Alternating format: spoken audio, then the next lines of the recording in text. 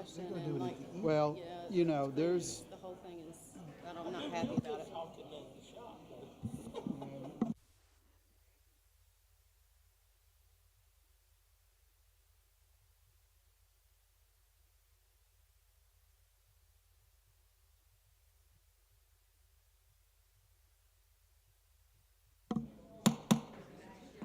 Good evening. Tonight I'll call the York County February 6, 2023 County Council meeting to order.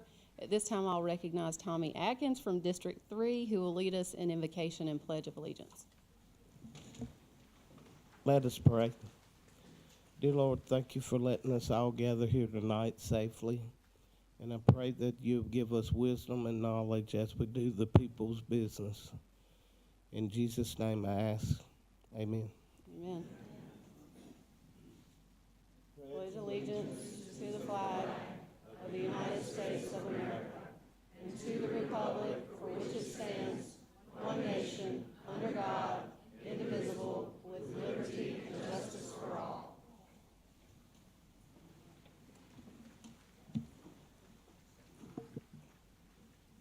We'll start with our oath of office. Brittany Brown for Keep York County Beautiful, District 6, if you are here, if you will come forward. It's good to have you here. On behalf of the council, I want to say thank you for agreeing to serve on a volunteer basis on a board. You can stand right there. Our attorney will come in and he will swear you in. But on behalf of the council, we do want to say thank you for giving up your time and for not getting paid to do that and for doing such a good job on Keep York County Beautiful. Thank you.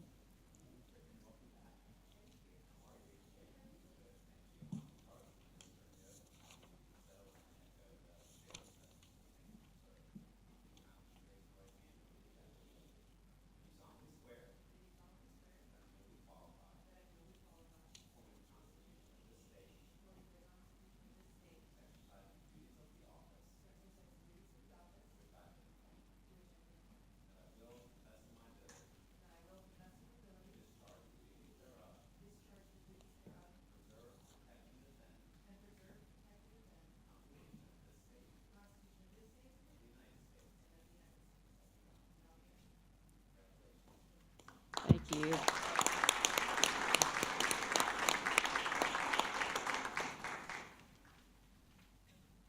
We have no appearances tonight, so we'll move now to the public forum session.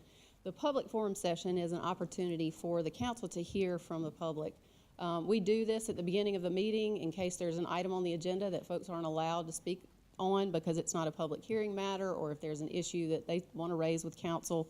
What we do ask is that folks not call any individuals out or say anything because we can't respond. We're here solely to listen to you and what your concerns are in the community.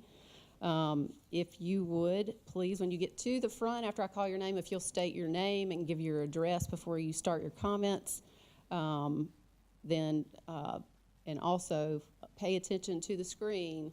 When your time starts, it will go from green to start blinking yellow, and then there'll be a red light that says your 2 minutes is up. If you could kindly cut off your comments so that I don't have to cut you off, then that makes me not feel like I'm being rude, but I have to do that if I have to do that. So we'll start with number 1, Larry Bird.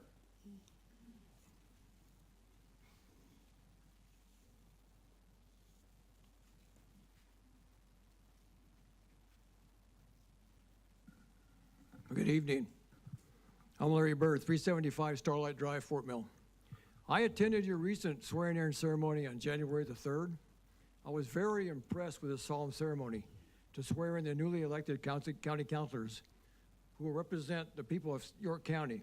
Congratulations to the new councilors, and thank you to the incumbents who remain in office to represent the people and who endeavor to help lead York County in the right direction. As you serve, please remember that we live in a constitutional republic, allowing citizens to elect representatives who work for us. When I looked at the program, which is right here, for the swearing-in ceremony, I saw right on the front cover the mission statement of York County Council. It reads, and I quote, "York County provides an environment where all citizens and businesses can thrive and succeed," end of quote. This mission statement really grabbed my attention, that all citizens and businesses can thrive and succeed in York County. I therefore have a question for the York County councilors. have you given Morning Star Church the freedom to thrive and succeed in fulfilling its message? Our mission statement is to honor our mothers and fathers by providing seniors the opportunity to live, thrive, and succeed in the Tower. I believe this is a new day. We have 3 New York County councilors, and this is your opportunity to get it right for Morning Star and its members.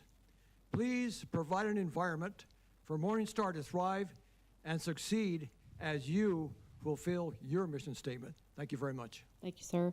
Kurt Bobson.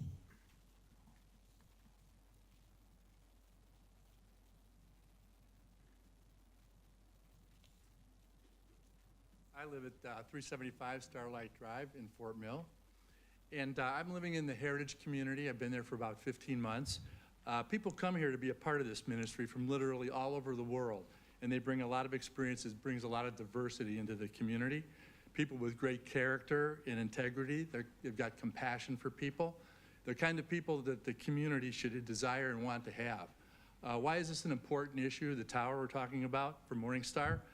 The tower will bring a safe place for seniors and retirees to come and live and to contribute to the communities in York County. For the council, the 30,000 foot view perspective you might want to consider is there are many social and economic challenges right here in York County, and a strong partnership between government and the body of Christ, the church, is critical in addressing these issues. So it's the most effective way to solve the problems that we face. The tower issue goes well beyond restoring a building. It's symbolic of building and restoring our communities in York County.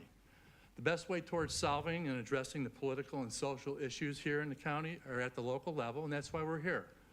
We're here to come together in unity, dedicated to this, starting with the strengthening of this partnership by moving forward and restoring the tower at Morning Star. Last year I was at the council meeting, and I followed up with a handwritten letter. I didn't get any response whatsoever, and that is not fostering a spirit of cooperation and respect. However, it's a new day, a new time, a new council, and I pray that we will have a spirit of cooperation going forward. We're here tonight in that spirit of cooperation, but we're very resolved and determined to see victory in this. There will be a victory, and we do not want this to be a victory over you, but we want this to be a victory with you. It's never too late to do the right thing, and when voices are telling you otherwise. So now is the time to do the right thing and find a way to move forward together. Thank you for your sir. time. Madeline Usa K-Buyer. I'm sorry, I'm sure I crucified that.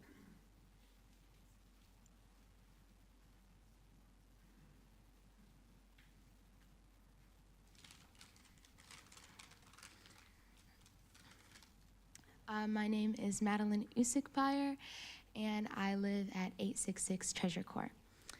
I am a dancer as well as a student, 9th grade, and I currently attend Communis School for Creative Leadership, but more affectionately known as CSCL. It is a K-12 school that is currently located a couple of blocks away from the Morning Star Tower. Something that just really bonds me to the school and gives me a heart for it, and anything closely related to it, is the fact that my mom teaches there. She's a 5th grade teacher, and all of my 5 other siblings attend there as well.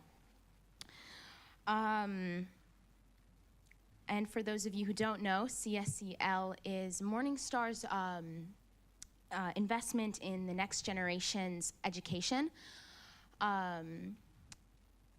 And here today we are talking about the funding for the completion of the tower, Morning Star's next investment into the community. Not only would the tower's completion house many, it would bring opportunity to our small school, for it would bring people of all trade and craft to teach and assist us in new and very different ways, like what my mom does. So here today, we are asking if you have any interest in funding our mission to house those in need and educate our future generation. Thank you.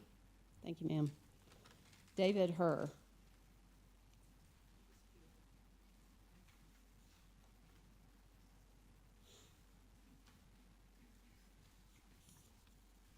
David Herr, 638 Trenholm Hill. I was trying to get 375 off my mind. 638 Trenholm Trail, Fort Mill, South Carolina. Thank you for serving our county, and thank you for your time tonight. I spoke to this great council last year from my experience as a realtor on the effect of Morningstar's restoration of its campus on the surrounding real estate. And in short, restored buildings add value to everything in the area. Tonight, I want to come to you in my role as Morningstar's sales manager. It's my job to sell and rent our unique active adult community that we've created on our campus. I am proud to announce that our 100-unit community is now completely sold out, and we have a healthy waiting list of people wanting to enjoy what we've created. How does this apply to the Tower Project? One, we've done it before, and we can do it again. We don't have to start from scratch this time. The Tower Project has the benefit of our proven track record of over 120 seniors singing the praises of what we've provided for them. Two, let me get specific. The tower has approximately 225 units when it's completed. Currently, we have 190 reservations for those 225 units. On top of that, I have another 50 people on a waiting list wanting to buy in our current community. So you add those two together. And additionally, I have another 100 people who want to rent in our community. Can we build the tower? Absolutely. Can we fill it? Yes. Will the tower succeed? Yes. Thank you for your time. Thank you, sir. Diana Simone.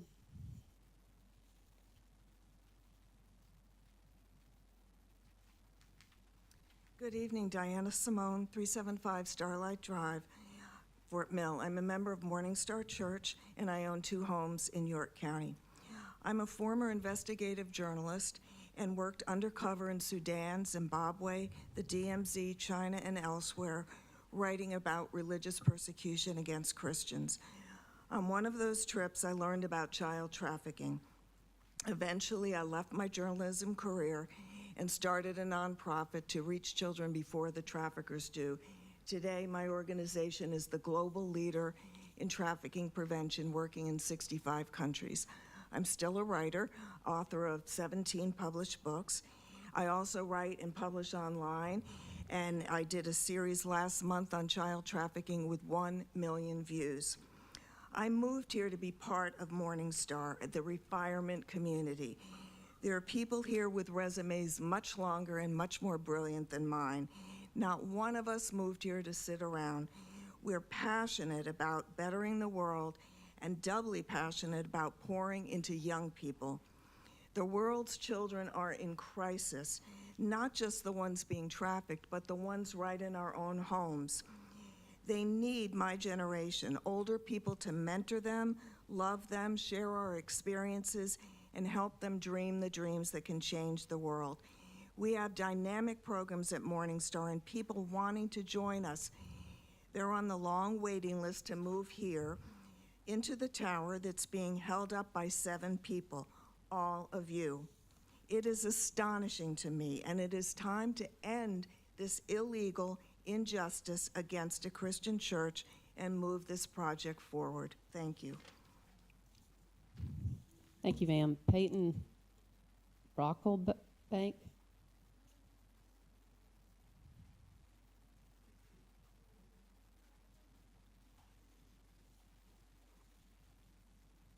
Hi, my name is Peyton Brocklebank. I am 14 years old, and I live at 111 Jackson Street. I am a student that attends CSCL. I'm in 8th grade, and I am here to talk to y'all about why Morningstar should be able to proceed with the building and opening of the Heritage Tower. As a student, I think it is extremely important to have different points of views when it comes to teaching. By opening the Heritage Tower and turning it into a retirement building, there can be many more adults who can come teach and mentor to our young minds. Let's talk about the good it will do for our community versus what it's doing right now. If Morningstar continues with the building and opening, there will bring a lot more attraction not just the Region Park, but the general area. Not only does this mean more people, but it also means more business in the area. More teachers for the students, more volunteers for help, and more parental figures in kids' lives that may have none. Over the years that I've lived in this area, I have seen nothing move with this project, and I have seen nothing change. There's a conflict that needs to be resolved, and I just hope that we can move forward with this so that it can better the future of our next generation and young students like I wish that it would have for me. Thank you. Thank you, ma'am. Deborah Anthony.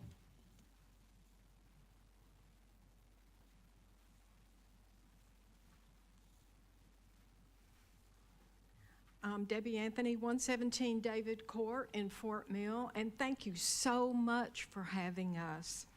I have spoken with most of you several times before, but there are new members on the council, so I'll introduce myself again. I'm a home-owning, tax-paying, law-abiding citizen of Fort Mill for almost 9 years now. I work full-time at Morning Star. I mostly frequent local businesses, preferring to spend my money in York County where I pay my taxes. The tower is intended to house many more active seniors, people just like me. Every single day at Morning Star, we get phone call after phone call wanting to know if can they come, is the tower ready?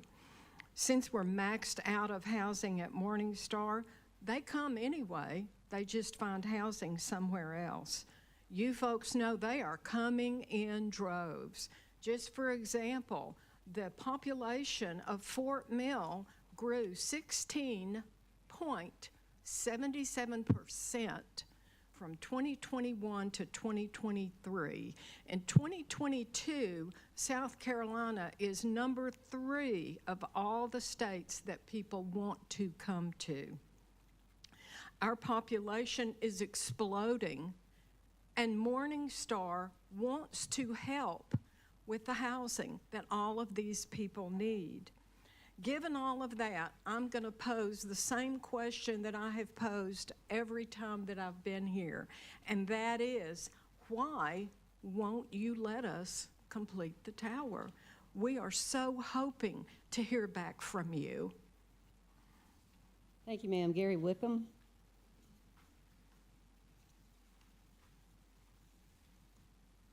Gary Wickham, 336 Wendell Drive, Fort Mill. Allow me to touch on several points that may not be known by some. Number one, Morning Star has renovated 80% of their campus that was originally in major despair and disrepair and was a public eyesore. Morning Star has become a sought-after venue for weddings in a beautiful renovated setting now. Morning Star has successfully operated a senior living community. There are over 100 active seniors. We've already talked about that. The church has staffing and services that will be extended into the high-rise apartments. A long waiting list that has been mentioned several times demonstrates the need for more senior apartments on our property. For over 30 years, I have developed and managed senior living facilities to include 12 facilities in 7 states for a church denomination. I never experienced roadblocks in those church projects like Morning Star is painfully experiencing now. So what can we do? We can agree. We can agree to remove expensive legal finagling, clear the table of biases, treat each other with standards and respect normally given a commercial developer. It is heartbreaking, and there is no other way to express this, to see the division between our well-meaning elected council members and a respected Christ-centered church that only wants to do good for others. We have so much in common, my friends. We all attend our respective houses of worship. We have shared values of right and wrong. We honor our constitutional Thank you, freedoms. sir. And so, okay. Thank you, sir. Thank you for hearing me. Yes, sir. Robert Rummage. Good evening, Robert Rummage. I live at 720 Balboa Court in Fort Mill. I've lived in York County since 2006. From the home I own, I can see an unfinished 21-story tower that was 90 days from completion when construction stopped in 1987. I see this tower when I walk my dog around the lake, every day when I drive to work. This tower is a relic from the 80s. I know its history. I remember visiting Heritage USA in the 80s to see the Christmas lights and attend concerts. I saw the tower while it was under construction. I was in college when the ministry fell, and I remember talking about it with my fellow ministerial students. I've read the book by Jim Baker entitled I Was Wrong, in which he takes ownership of his own personal failures that led to the downfall of the PTL ministry that built that tower. I think it's time to let the past be the past and press on to the future. The current owner of this tower, Morningstar Ministries, has encountered a roadblock in developing their own property. They've hit resistance from this governmental entity and its legal representatives. As a tax-paying homeowner in York County, I thank you, elected members of York County Council, for representing me, and I urge you to remove the roadblocks now. As a member of Morningstar Fellowship Church, who's watched this ministry steward its finances and faithfully, incrementally restore the Grand Hotel and Conference Center room by room, inch by inch, I say they have a proven track record of financial accountability. They are not PTL 2.0. Let them do for the tower what they've done for the rest of their property. Remove the roadblocks now. As a Regal Manor homeowner who dodges potholes, looks at an eyesore every day, I say let this church develop their tower, pave the roads, raise our property values. Remove the roadblocks now. As a prayer pastor who oversees Morningstar's prayer room, over 120 hours of live worship, prayer, and scripture reading every week, manned largely from volunteers and residents at Morningstar, I say, let us do our ministry in peace, remove the roadblocks now. And as a former missionary in Eastern Europe, I've seen firsthand governmental entities restricting and limiting churches' abilities to function and develop their own properties. Let's resist socialist tendencies. I say, let religious freedom flourish. Please remove the roadblocks now. Thank you. Thank you, sir. Teresa Dawsey Moore.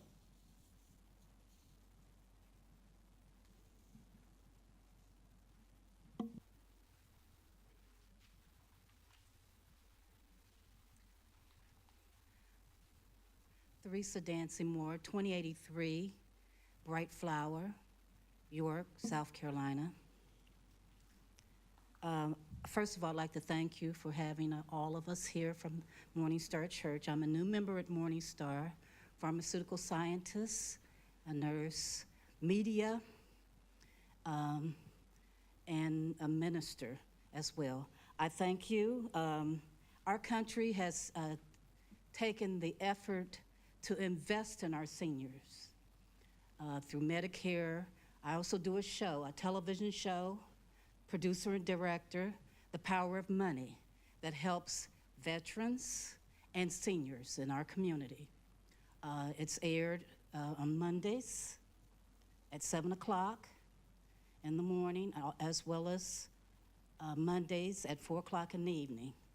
And it's a very good show, and it's here to aid and help seniors, veterans, and people investing in their monies.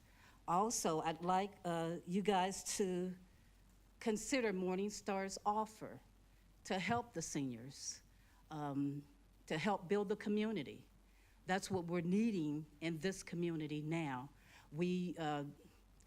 I'm also aged. I'm a baby boomer. We provided to this community positive. We have provided quite a bit to this community, and it has been positive. I thank God that we were here to be presented before you, and I would like you to consider to take down the roadblock and allow Morningstar Ministries to go on with the Heritage Center and to help our seniors. Thank you very much. Thank you, ma'am. Robert Rogers.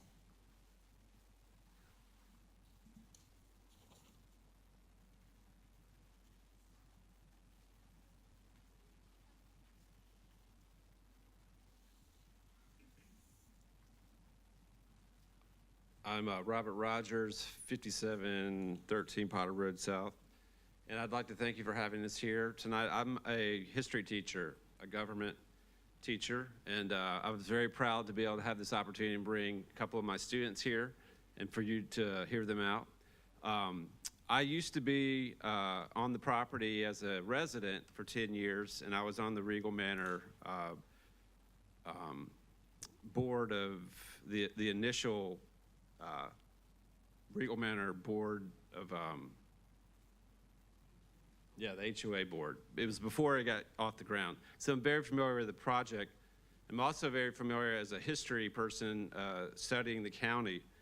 And I just first wanted to, what stood out to me is I'm proud of your motto, I'm proud of the invocation, and I'm proud of that you still say the Pledge of Allegiance. And as a government teacher, I think we all are aware of where we're headed and sometimes the fear of that. And I just wanted to make that point, and just to be able to have this here, I appreciate you guys hearing us out. But this tower could bring former politicians, former councilmen, for my students to speak in my classroom. That's what it represents, and I wanted to make that point. Also, this is a historical treasure. This is an asset. This used to be the tallest building in South Carolina. I think it's the third tallest still. This is a pennies for progress issue. There would be about probably 230 units, and that would be, they say, $1,000 in sales tax on average. That's $500,000 that these residents would be bringing, and I think that point should be made. I would like to apologize for if anything was ever said by the Bakers or anyone else, and I just ask that we move on and bring this to my students, these people that would be a treasure for our people. Thank you. Thank you, sir. Paul Thompson.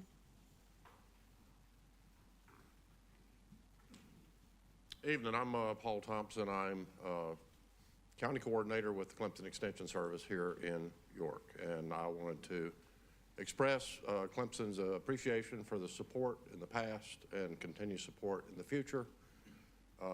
We have the nicest extension office in the entire state that y'all have provided for us in the old library building. But one of the big reasons I'm coming here tonight is to introduce our new 4-H agent who just started with Clemson on November 11th, I think it was. Hi, I'm Kristen. I went to Winthrop here, and I've served York County as a teacher for the past 6.5 years, and I'm really excited to continue serving our students here.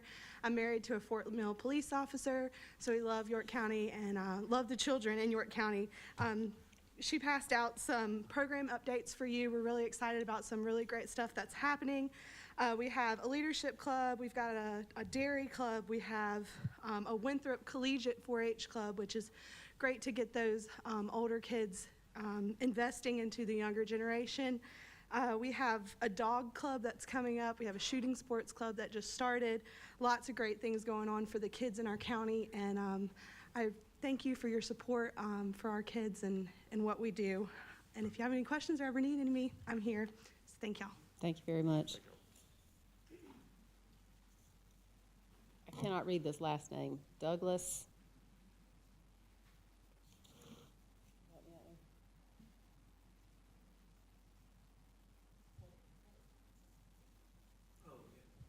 Douglas Cutter, maybe?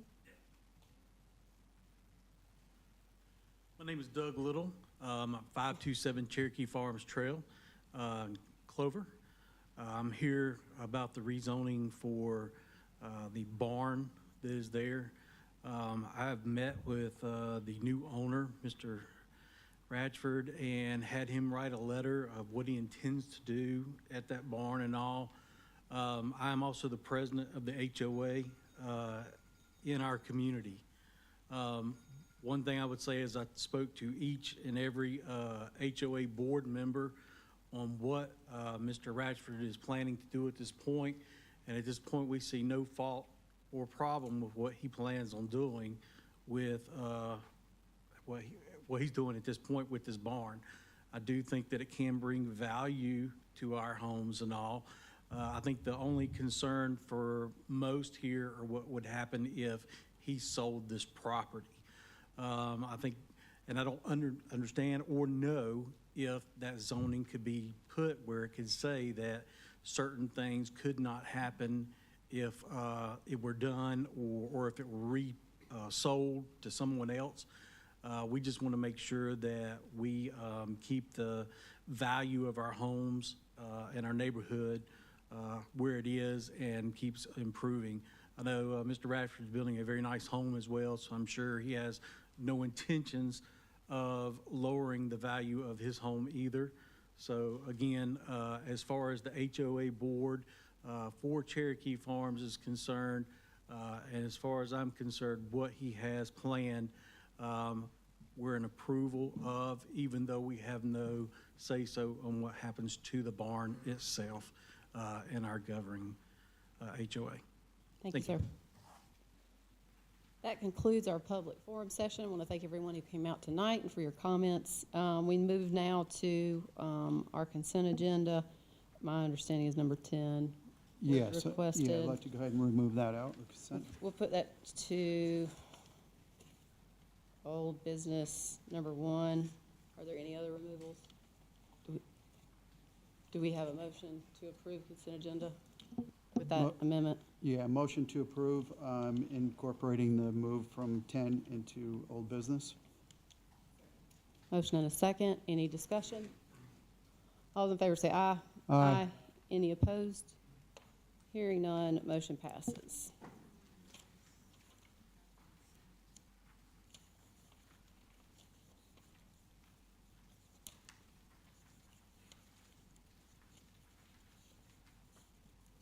Move now to our first public hearing item. Council to hold a public hearing and consider third reading of an ordinance to amend the code of the County of York, South Carolina, Chapter 51-05.05, water and sewer rates and charges, terms and conditions on service in order to add subsection 17 to impose a surcharge for certain water and sewer customers located in the Clover, River Hills, Lake Wiley area of the county as delineated by the geographic area constituting the Blue Granite Franchise Territory, and to provide for matters related thereto. Do we have any presentation from staff or any information? We'll just move into public hearing. Is there anyone here who wishes to speak against? Is there anyone here who wishes to speak in favor?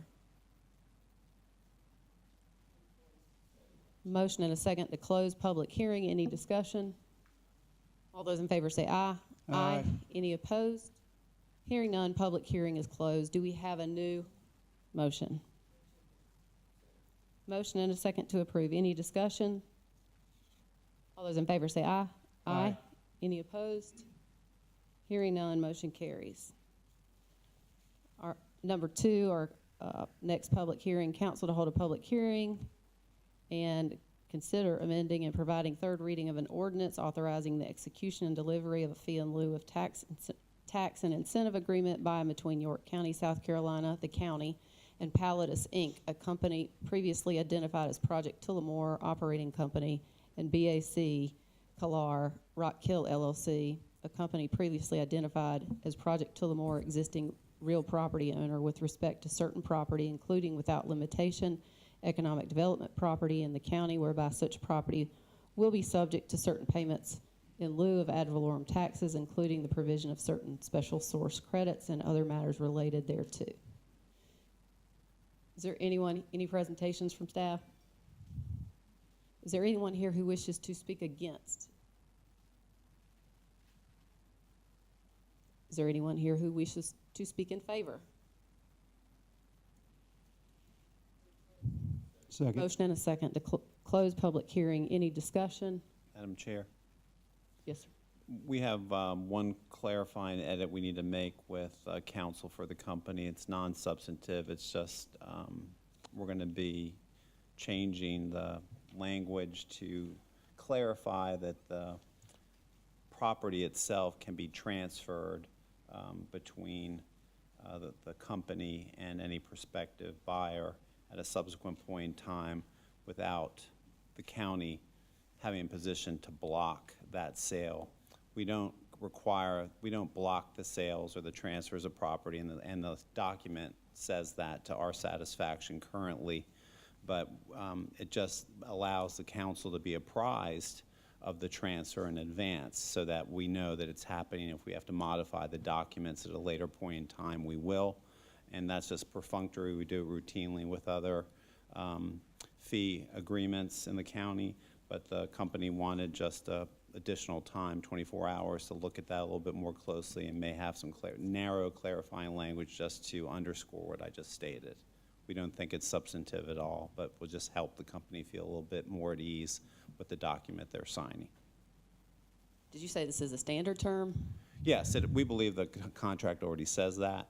They just want to make sure that we don't have a role to prohibit a transfer of property. What the language in the document says is we either have to come back with a resolution approving it, or they have to advise us in advance of the sale so that we're aware of who they're transferring the property to. Those properties are transferred quite frequently for investment purposes under the fee agreements. It's a matter of routine, but I believe the reviewers at the company just wanted some time to see if they wanted to put any clarifying language to that point I just stated. We don't have any concerns in the legal department that that's going to affect the substance of the agreement at all. It's just to help provide some comfort to the company, and I want to bring that to y'all's attention. Okay, we're in the midst of closing public hearing. Is that something that needs to be amended in the main motion? And what would need to be said? And is the prospective transfer of the property going There to would be just be limited clarifying to language at American the- ownership?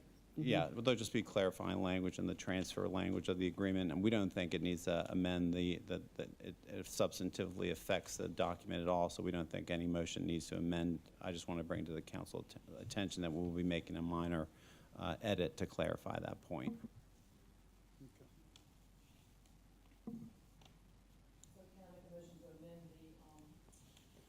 Well, I think at this point, we need to go ahead and Make a motion to complete approve with the acknowledging the potential edits. We need to close the public hearing Yes, first. ma'am.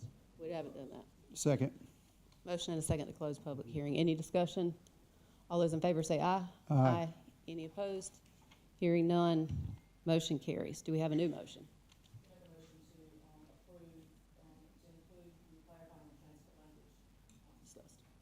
Second. Motion and a second. Any discussion? Yeah, I would just like to say real quickly, the opportunity here for the community and the opportunity for job growth is immense with this new company coming in. We're looking at over 400 new jobs coming into York County. This is a very good news for the community, and I want to share that with everyone. I would also say that this is to have a silicone manufacturer come in and opens up some tremendous opportunities for the county. I'm very pleased and spoke with representatives from the company that it's 100% American-owned, and the investors are American. That's important to me personally and to this council.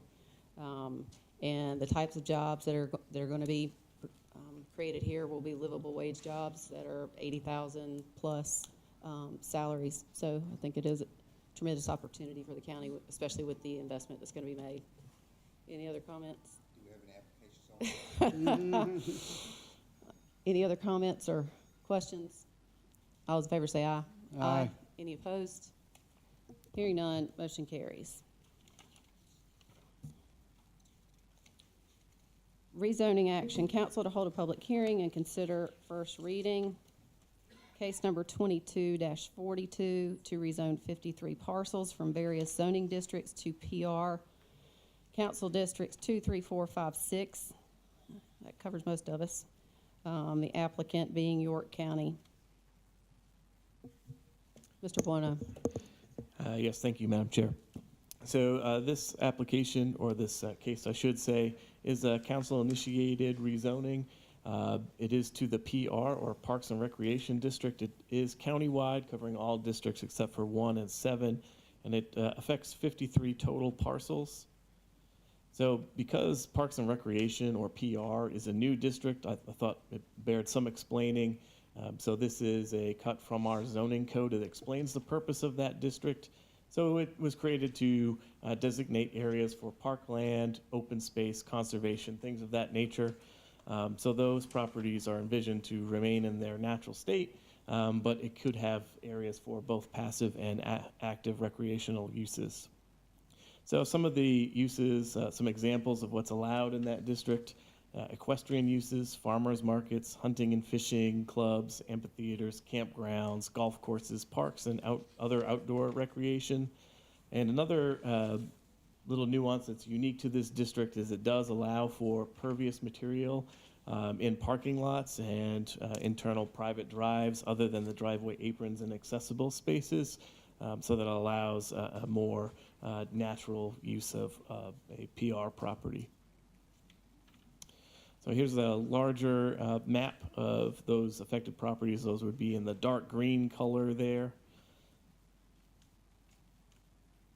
And so there are 5 total property owners across these 53 parcels.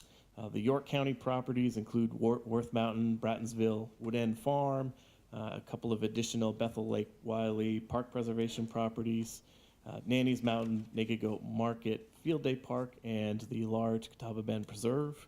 The South Carolina Department of Natural Resources also has the Kirsch Wildlife Conservation Tract, McConnell's Tract, James Ross Wildlife Reservation, Draper Wildlife Management Area, and the Black Jacks Heritage Preserve. Most of those properties are large wildlife management areas that a lot of people do hunting in.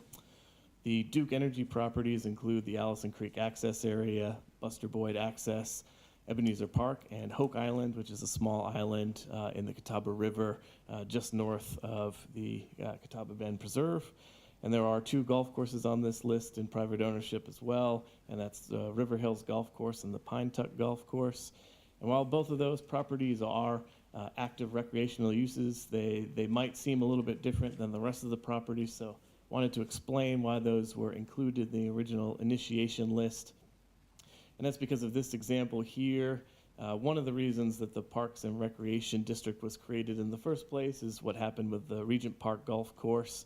So here's an aerial photography view of that course in 2000. So you can see outlined in white roughly the limits of the golf course there. And you can see the underlying zoning districts are a mix. So there was no Parks and Recreation District at the time. So there's a mix of RMX 20, general commercial, RMX 10. So these are all residential and commercial zoning districts that allow very different uses than purely for outdoor recreational purposes. So at the point in time that the golf course was no longer in operation and came forward for redevelopment, you see a lot of development patterns that are very different from what the golf course looked like. So you see a mix of single-family detached homes on small lots. You see apartments, you see townhomes. So those are very different from what the surrounding community might have been accustomed to with a golf course. So in many circumstances, some of those developments might have been appropriate for the area, but because of the underlying zoning district already being in place at the time that the golf course existed, neither the Planning Commission or the County Council had an opportunity to weigh in as to whether those developments were appropriate for the area. So had a Parks and Recreation District existed, and this property fell into that district and the golf course could continue in that use, when it was appropriate for that property to change hands and to come forward for redevelopment, all of those would have come forward in the form of rezonings and given council an opportunity to weigh in at that time. So that's why those 2 golf course properties were included in that list. This item did go before Planning Commission, and by a 7-0 vote, Planning Commission recommended both approval of the overall rezoning, and they also had a supplementary recommendation to exclude the parcels of the Pine Tuck Golf Course from the rezoning, and that's tax map parcel number 614-00000014 and 037 from the rezoning. Thank you, Jonathan. Are there any questions from council? I do have, I've got a couple actually. It looks like, at least on this list, that those 2 parcels with Pine Tuck Holdings, it's reflecting District 3, but those are District 5. I do have a specific question with relation to that, the RSF 40 classification. What's the density allowed for that? That's currently what it's zoned. I'd have to double check on our zoning code, but it's going to be probably 1.5 if I were to guess.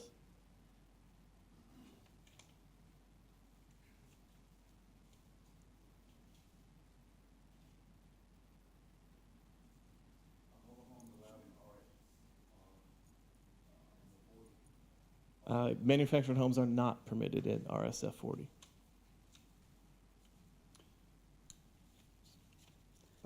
Yeah. When you get that up, Jonathan, if you'll just circle back Yes, ma'am. with Yeah. me. Do you want to go Mr. ahead? Audette? Yeah, so a couple quick questions. You know, as I'm looking down through this list, the two questions I have, because this is a lot of, you know, this is impacting a lot of very well-used areas, et cetera. How in this rezoning is this going to help to protect these properties, I think, you know, keeping them preserved from that perspective? And then the other question I have is that as you look at places like Draper or Worth Mountain, I mean, there's a lot of people that use WMA properties. It's a quality of living opportunity for people that hunt and fish, and they're beautiful areas. So I just want to understand what is going to be our partnership with WMA, and does this affect our partnership? Yeah, and before I get into that, just pulled up the density now, and the RSF 4, the maximum density is 1 dwelling unit per acre, except for cluster subdivisions, which is 1.25. And then addressing the different wildlife management areas and protecting properties that are included in this rezoning. So the district itself allows all of the uses that are currently on these properties. So all of those properties can largely operate unaffected. It just protects the future so that if for any reason DNR were to transfer their property or Duke's leases changed, anything like that, that those properties, if they were to be redeveloped, would first have to come to county council to seek a rezoning of that property, and then council will be able to make a call at that time. Okay. Thank you. The private property owner that was included in this list, I mean, I think there's already been some public comment about this from our council, especially to make sure that any of these initiated rezonings, I think we all thought that they were existing parks that were simply matching what RECO identifies. I think our policy going forward now is to make sure that, first of all, they aren't in consent, but do want to ask, were those property owners given individual notice? Yes, ma'am. So the code requires that any property owners for a council-initiated rezoning are notified by a certified mail, and those were sent out to all the property owners. And I'll just point out the obvious, which I think all of us know, that the Pine Tuck Holdings individuals were the ones that opposed their personal property being rezoned under this process. Pine Tuck Holdings. I think that's what we've got to decide when we go into the next, after we finish public hearing, what we do for second reading. Does anybody else have any questions? Do you have any questions for Jonathan? Any other questions? All right. We'll open this up for public hearing. Is there anyone here who wishes to speak against? You've got to come forward and make comments. You're not gonna like my answer when we say we don't answer questions, but we'll see what we can do. If you state your name and give your address. Julia Curtis, 106 Sterling in York. So why only these 53? Because my property is near Bethel Woods. So why wasn't Bethel Woods considered for this and other areas like that? Why only these 53?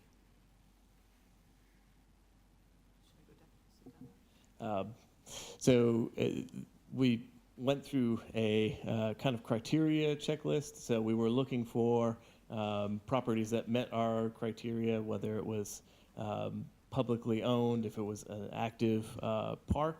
And as we come through the list, certainly there might be properties that other individuals feel would be appropriate to add to the list, and certainly council can consider those in the future, but this was the original list that staff identified. Is anyone else?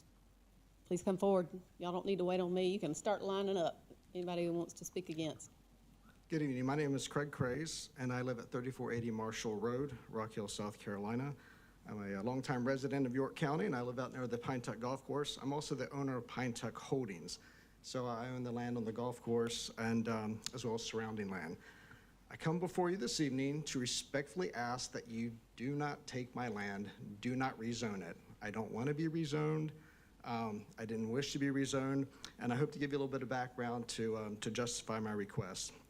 So, as you might, we have new council members. On October 3rd, 2022, the county initiated rezoning of these then 52 parcels of land to park and recreation designation was approved as part of a consent agenda. So this is really the first time we've had an opportunity to talk about it.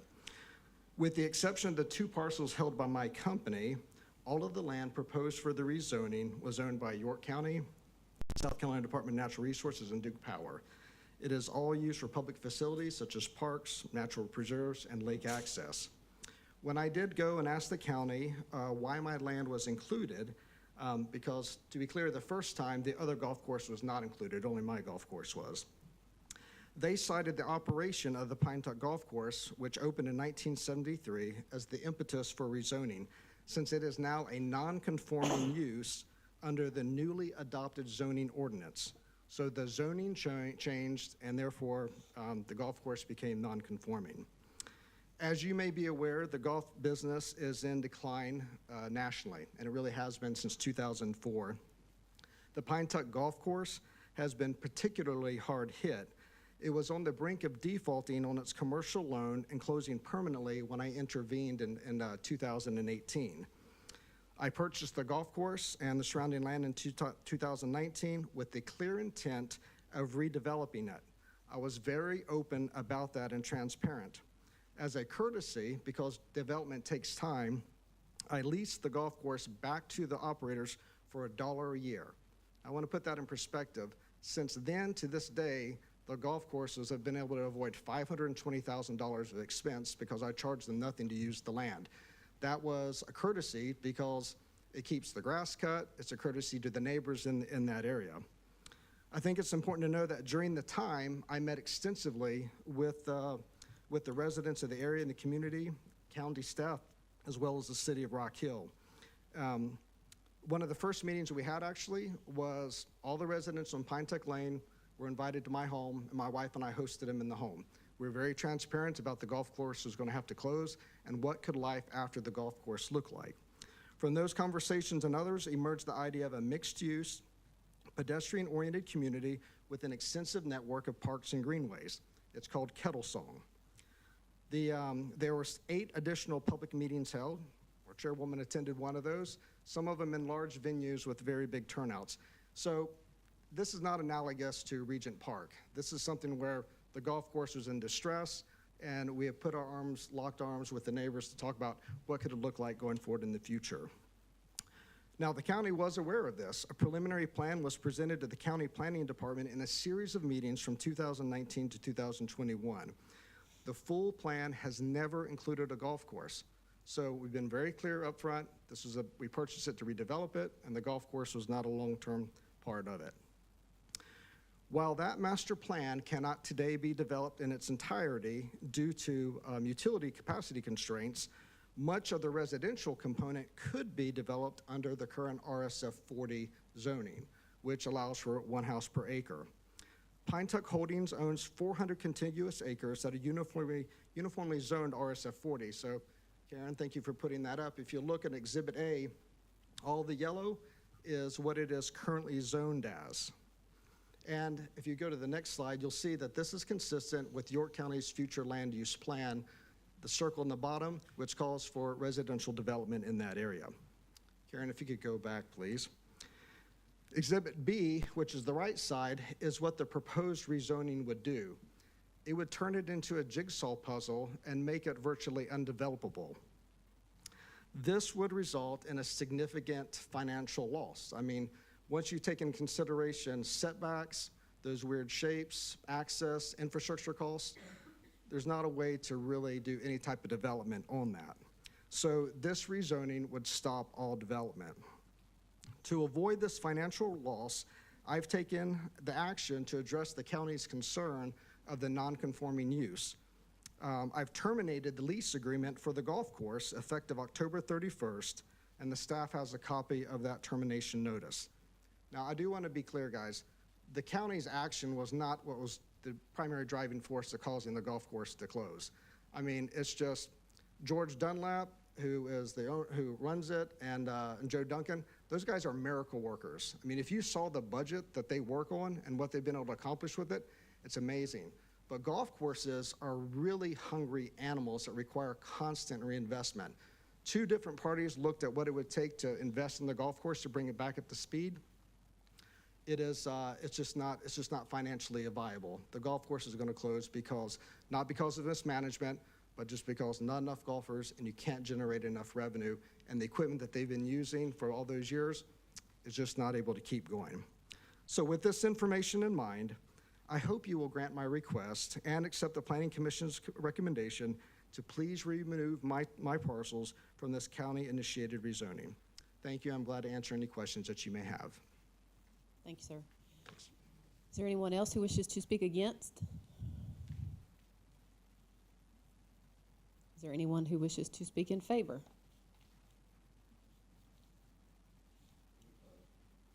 Second. Motion and a second to close public hearing. Any discussion? All in favor say aye. Aye. Any opposed?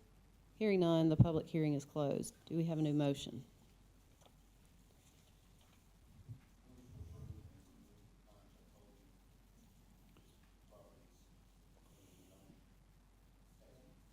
Second.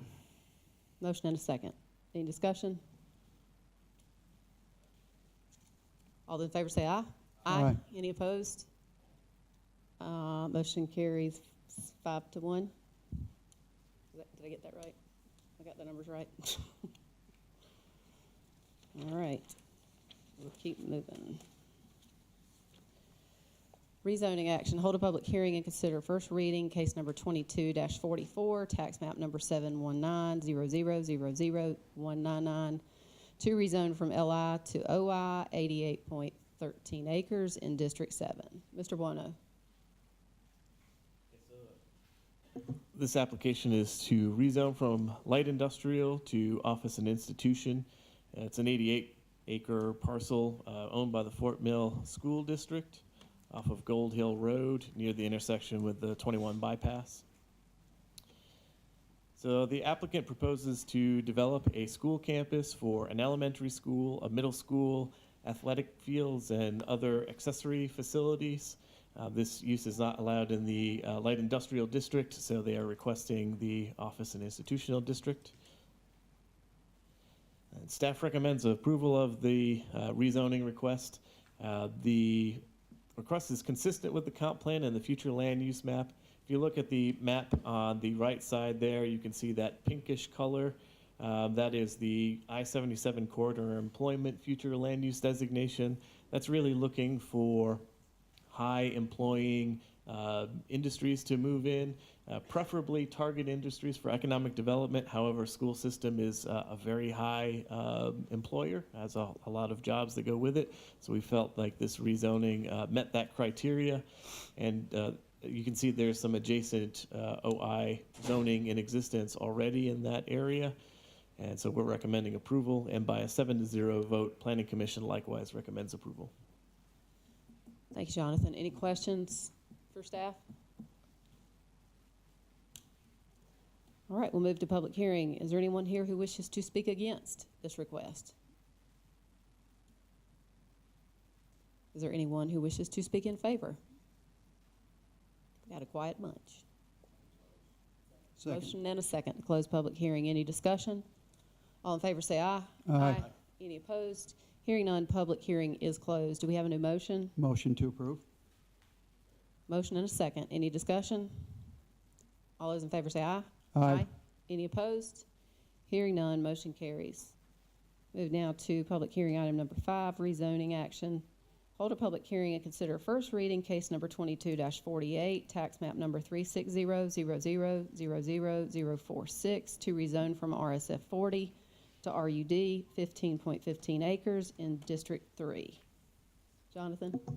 Yes, this application is on Stallion Spirit Trail. It is to go from RSF 40, as is much of the neighborhood, to RUD. So this case is currently under violation, so that's the reason it's come before you all for a rezoning request. It's under violation for an unpermitted use, the livestock use. So you can see there are a number of animals on the property. When the code enforcement officer investigated the property, the applicant seeks to rezone from that RSF 40, which does not permit livestock, to RUD, which does. And if the rezoning is granted, that would permit the use to continue and would resolve their violation. Staff recommends approval of this application.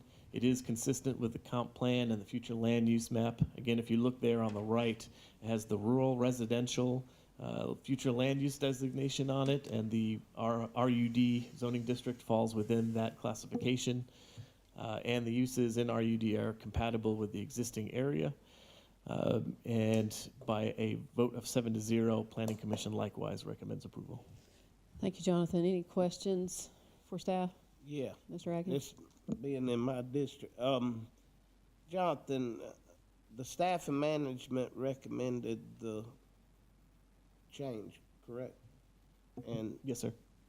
And my second question is, currently equestrian use is not allowed in RSF 40 by right, right? So there are two different classifications of equestrian uses. There's commercial and then there's private non-commercial. So RSF 40 allows the private non-commercial, but it does not allow the commercial. Yeah. So if there was boarding or anything like that, that would be classified as commercial. Yes, use. sir. And he's private. Any other questions for staff before we open it up for public hearing? Mr. Roddy?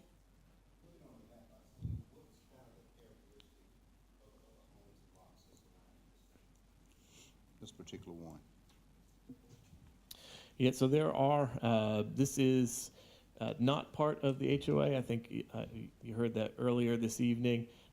It's kind of an odd situation in that it's central to the neighborhood, but not part of the HOA. So, you know, the characteristics of the area are generally 1 acre around that lot development in that neighborhood. And this tract is 15 acres. Yes, sir.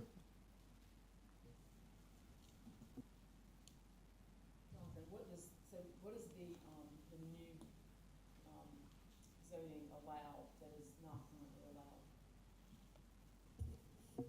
If you'll permit me a moment. As much as I like to think I've memorized a lot of the code, I've not memorized all of it.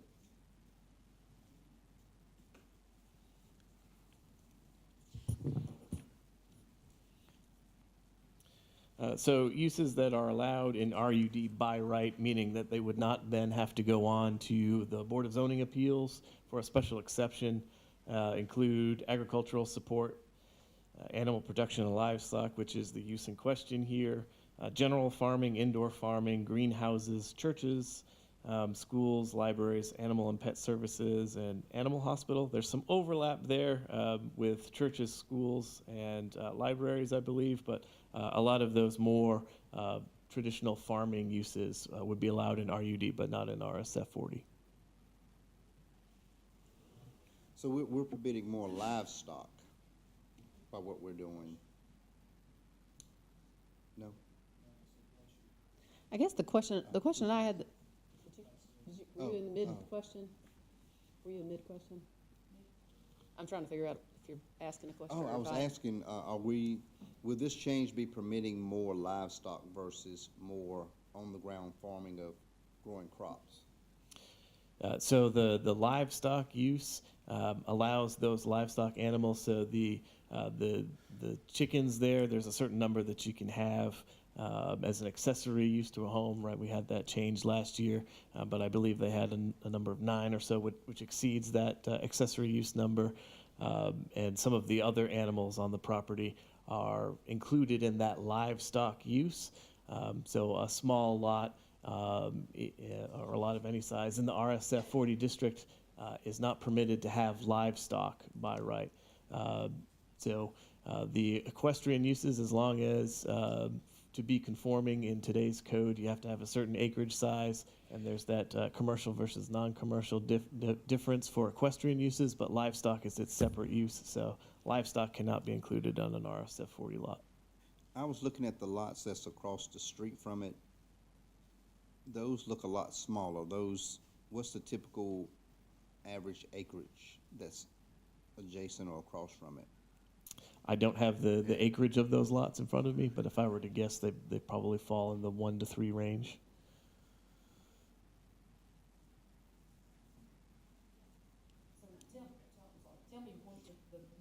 Your mic's not on. The map on the left with all of the yellow, that's the current zoning, and the one on the right is the future land use map. That's correct. I think this is a great example for those of us who are working on our comprehensive land use plans right now, that how something is zoned and what people move to an area for. When we as a council make changes to that land use map, and you can see the outer edge of the dark green up in that top corner, which is what a lot of people in District 3 would like to see more of, and that's dark green for a reason. So what happens is we water down what we have, especially in District 3 and my Clover side of my district. We water that down and we make that a little lighter green, and then we take it one step further and we put a donut in the middle of a neighborhood, in the middle of a development that, you know, I don't know exactly how many homes there are there, but you know, let's say there may be 50 homes there, and those folks are expecting it to be one thing when they buy their home, and then it changes because of a you know, what we may say, and I know we're kind of maybe going backwards. We're going back from yellow back to green, but in this case, it's the unexpected for those folks. And so my question, as far as what is allowed there, is I know there's also a horse arena there, and there is an event venue there. Is it possible that this use would allow for a petting zoo? Like for that, would that event center be able to have a petting zoo that would be a public use? No, so zoos are only allowed in the AGC district by a special exception. Okay, so is that when that I don't know if that event venue is approved, if it has a special exception or not yet, but as I'm aware, it does not have a special exception. okay. So they have a venue on the property now? Mm-hmm.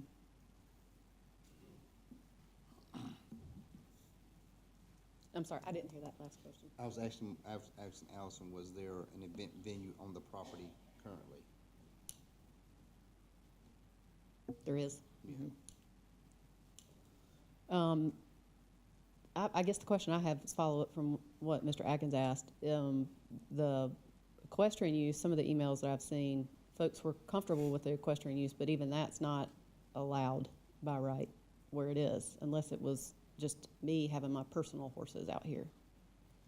Right, so there's the difference between the two districts on the equestrian use in particular. So RUD allows both types of equestrian, both commercial and non-commercial private equestrian use. RSF 40 allows just the private.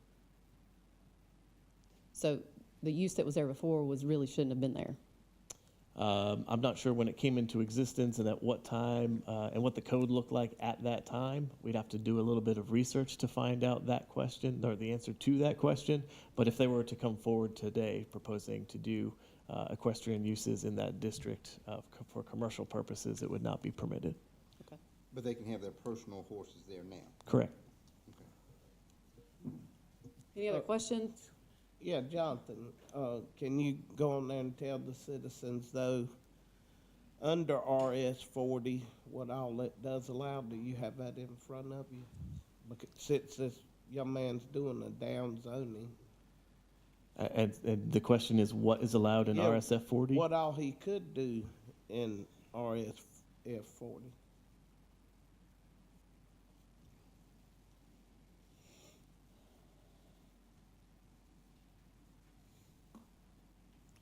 And apologies, our use table is several dozen pages long.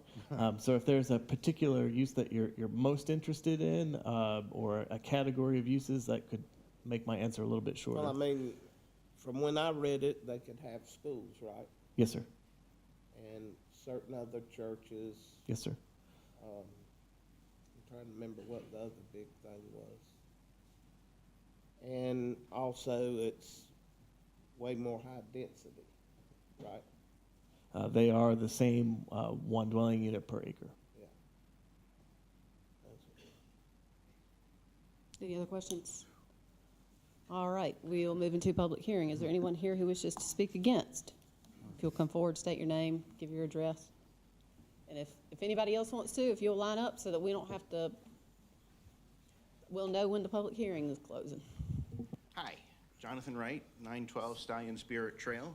That's me right there on the map, right across the street. First off, just a little clarification. Hi, Allison. As the former owner of the property up until almost a year ago, I can tell you that the venue was shut down by the zoning department after this council, and I know it's different people now, had told us we would be able to continue with said venue. And then somebody put in a complaint and shut down 18 of us. So that's what happened with the venue. It is no longer a venue, and that is why we had to sell. Meanwhile, let me get to my script. Okay, every property, and Allison, thank you for bringing this up. Every property around that property is RSF 40. So, in the report findings, section D, whether the scale of the proposed development is compatible with the surrounding land uses or intended future land uses. So, I'll skip the part from the report because I know you probably read it already. My comments. Allowing the zone change to RUD in the middle of a parcel entirely surrounded by RSF 40 completely removes the protection provided in the zoning. Actually, I do want to go back to that.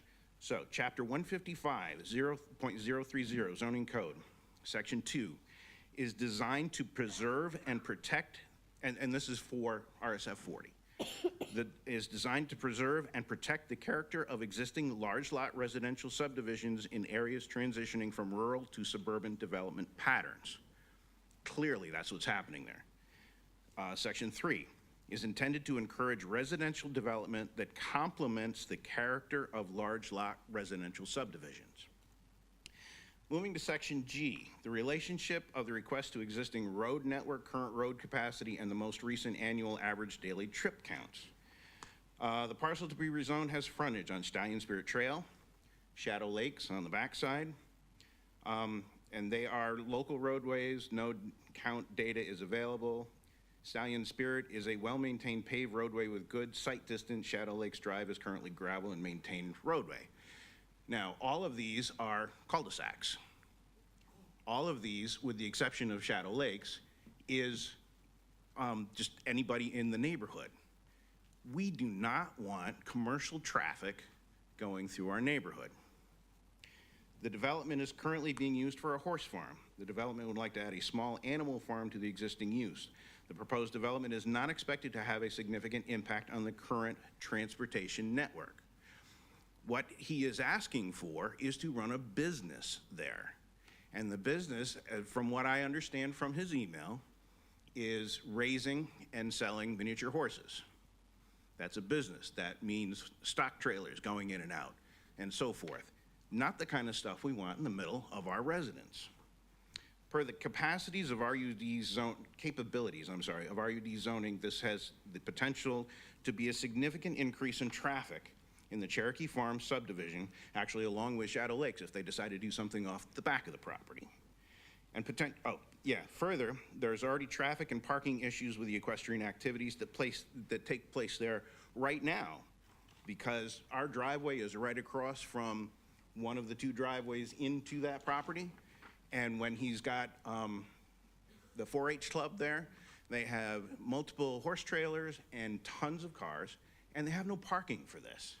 Now, when we owned it, we used the corner lot as parking for the venue.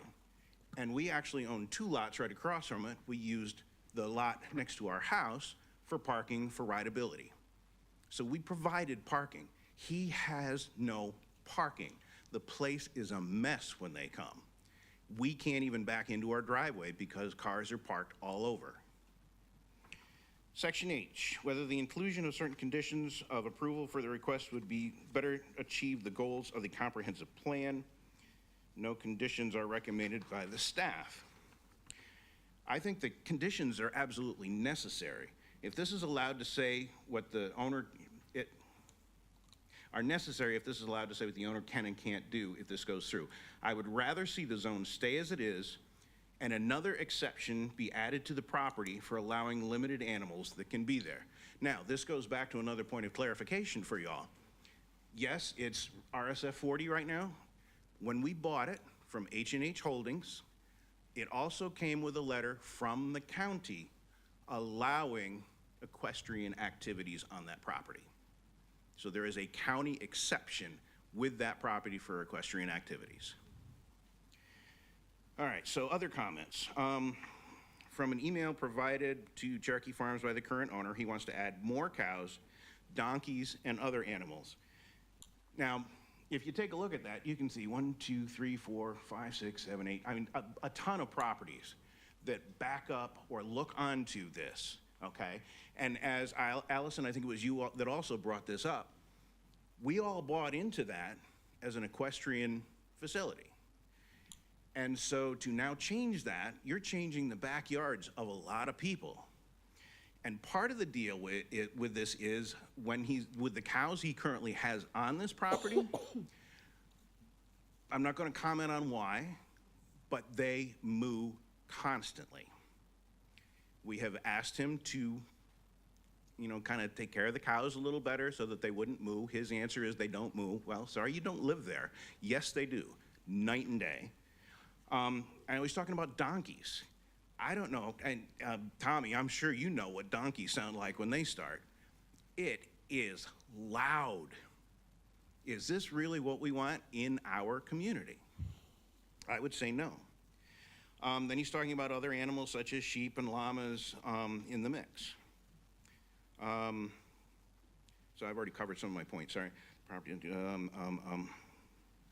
So, and the other thing that we need to think about, so when my wife and I bought the property in 2017, that was a long-term project for us. We were figuring 20 to 30 years we were going to own that and run that farm and that venue. Things change. We were just under 5 years of ownership of that property. So I understand the current owner. It's a long-term property for him. I get that. But once again, things change. So what is changing this to RUD open up to the next owner that then they don't need to even go for rezoning for because it's already happened?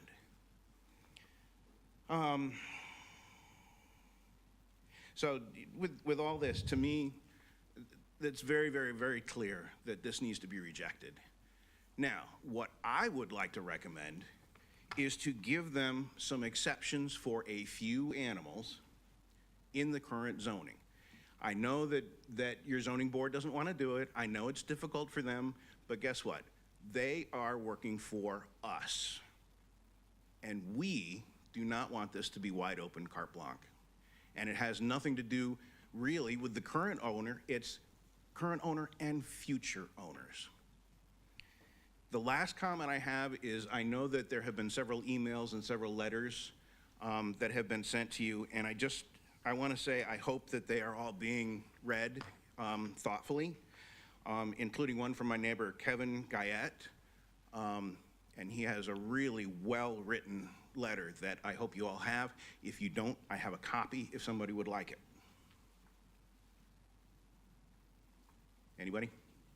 You can pass it up to our clerk, and she can make sure it gets circulated to the council to the extent they haven't gotten it. Thank you very sir. much.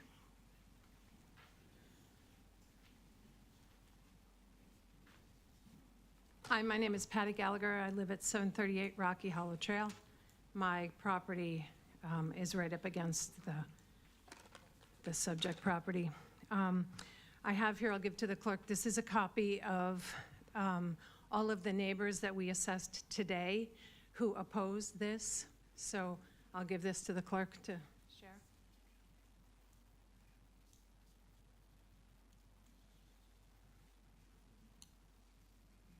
and a lot of them are here today. Thank you for letting us give us the opportunity to comment today.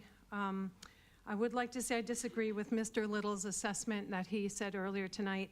All of the HOA board members do not agree with this zoning change, so I don't know if he didn't speak to everyone, but that's not the case. I spoke to someone even today.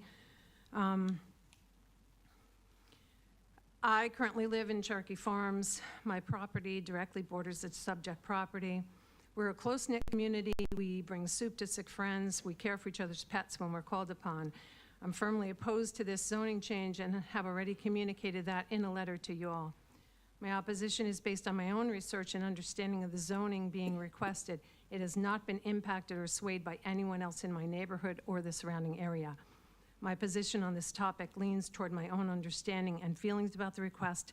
I am not addressing the actual legality of the zoning change, which I believe is up for significant debate. First and foremost, I support farming and agriculture. I was raised on a farm in the Midwest in my youth.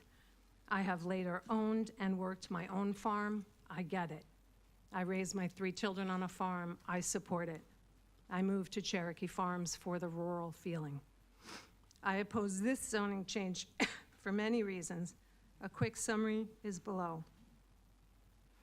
The LLC representative purchased this property is a seasoned and highly educated real estate developer. William Ratchford is the CEO of a privately held Southwood Realty, which owns over 70 communities and boasts over $83 million a year in revenue. Many of the ventures he's involved in, there's many others. As also a former real estate developer myself, I cannot imagine that he was not completely aware of the current zoning requirements and what was permitted and what was not permitted on the land he purchased. Note that his family can continue to farm given he can have horses and things, right, the way it is today. I have concerns over the current care of the property. I've witnessed poor field maintenance. It lacks fence repair and inadequate animal care. I have concerns again that this applicant is the CEO of Southwood Realty, a company which has a 1 out of 5-star rating with the local Better Business Bureau. There are dozens of complaints over the last 3 years demonstrating that this owner may not be addressing issues where the community he owns is impacted. In addition to the company's poor rating, this CEO pushed to place 200 housing units on a 41-acre tract in the small town of Waynesville, North Carolina, at a price of $2,195 a month, which seems to me high density and not affordable for that area. He's also listed as an officer of NRP Group LLC, which has 2 active projects worth over $143 million. I only state this fact so that we are clear that this man is a significant and successful real estate developer in several states. He now holds 15 acres in Clover, South Carolina. And under the revised zoning, he could choose profit over the good of the community. Often, lucrative profits can change the course of initial intentions. Under the proposed zoning, the LLC which owns this parcel will be required to make a profit. That was just talked about. It concerns me and could absolutely lead to increased traffic or changes in usage. I wish to argue that the allowed uses of the proposed zoning are absolutely not compatible with the surrounding land uses, which is strictly residential and not rural homesteads. And again, you all listed some of the uses that the new zoning would allow. There are others, and I'm not sure that this is right. You should be able to confirm, but you can have commercial kennels.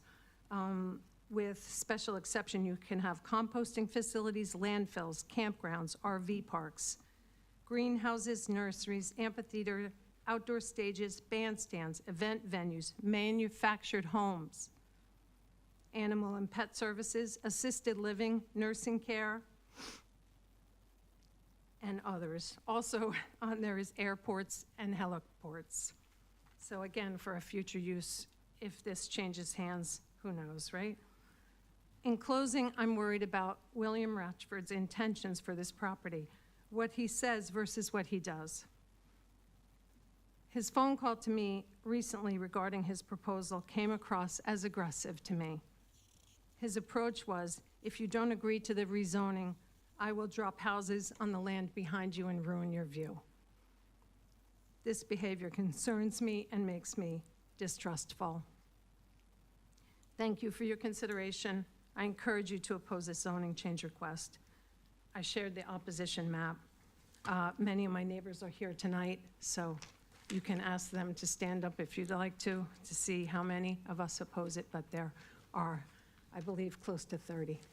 Thank you.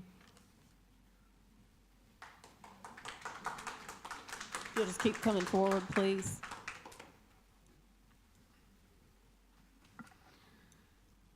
Good evening. My name is George Becker, and I reside at 888 Stallion Spirit Trail. I'd like to add a little clarification to an earlier statement made. The HOA board of Cherokee Farms may have been polled on the respective zoning change, but the results of this polling does in no way represent the view of the majority of the HOA members. That being said, my wife and I have written to our District 3 representative and the entire York County Council on Thursday, January 26, 2023, and are providing this statement at these proceedings to inform you that we are opposed to the zoning change request for case 2248. We believe that this requested zoning change to RUD without any specific restrictions negatively impacts the character of Cherokee Farm subdivision and the surrounding neighborhood. And as we can see, the entire surrounding neighborhood is RSF 40.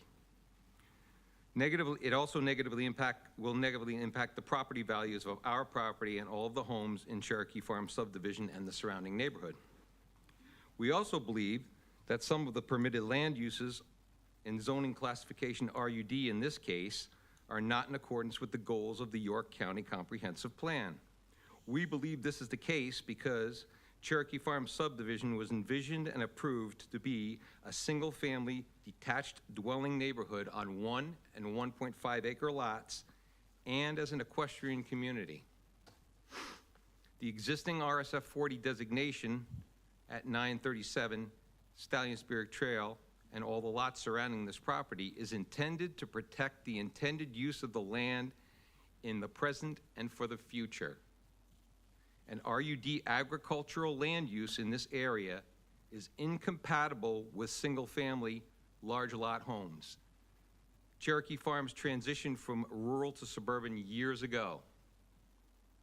Allowing a large farm with a variety of animals will discourage, not encourage, residential development.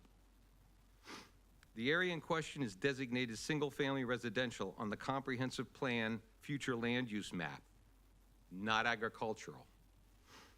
Several important factors were not considered in the recommendation for this proposed amendment to the zoning map, specifically the factor to, quote, include certain conditions of approval for the request that would better achieve the goals of the comprehensive plan. The applicant is asking to approve spot zoning, a practice that has been legally invalidated in South Carolina. Just based on this one factor, this zoning request should have been rejected by the York County Zoning Division. We also want to remind the council that Cherokee Farm subdivision is limited to 52 lots and approved traffic pattern studies as per the final plat for Cherokee Farms, Kings Mountain Township, York County, South Carolina, 30 April 2007. That being said, I'm not against having horses and chickens on a property in accordance with the existing appropriate zoning use. However, I researched the RUD zoning uses, and this type of zoning is too broad, and as I said earlier, is incompatible with single-family large lot homes and the envisioned approved intent of the existing community. I have written the York County Planning Manager to ask the following questions and receive the following answers. I asked, in lieu of applying for the zoning change from RSF 40 to RUD, did the applicant have the option of applying for an exception as part of the RSF 40 use to allow for the keeping and raising of livestock with specific restrictions? The answer I received was no. I asked also, the restrictions I'm asking about are maximum numbers of animals, species, types, raising and selling of animals, no processing allowed. The answer I received was the zoning board does not allow specific restrictions and cannot enforce specific restrictions such as maximum numbers of animals, species, animals, types, and the raising and selling of live animals, no processing allowed. So then I asked if the applicant did not or does not have the option of applying for an exception as part of the existing RSF 40 use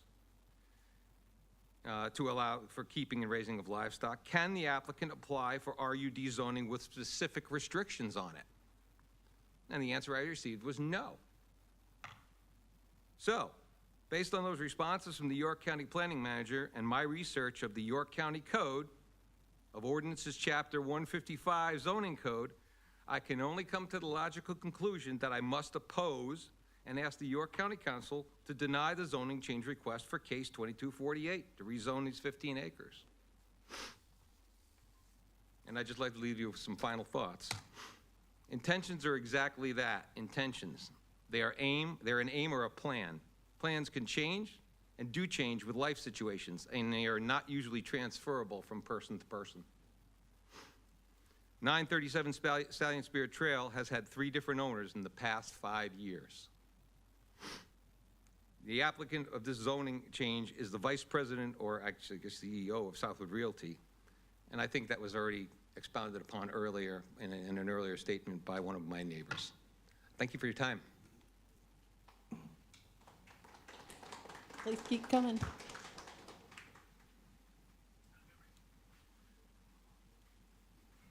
Hello, my name is Craig Feely. I live at 737 Rocky Hollow Trail. I'll be brief. Almost everything I was going to say was taken up.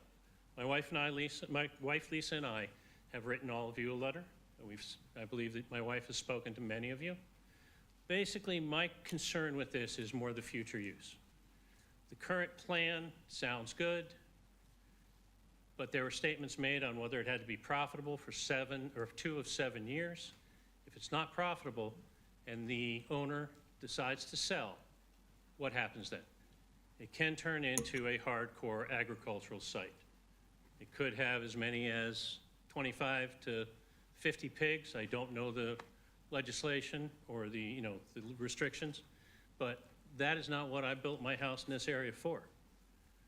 This is too broad. If what he wants to do is what he's stating, if that's all that happens, with that I would be fine. But to make this zoning change leaves way too broad openings for what can be done.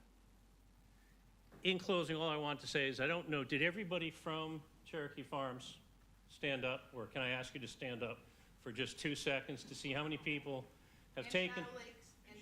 And Shadow Lake, I'm sorry.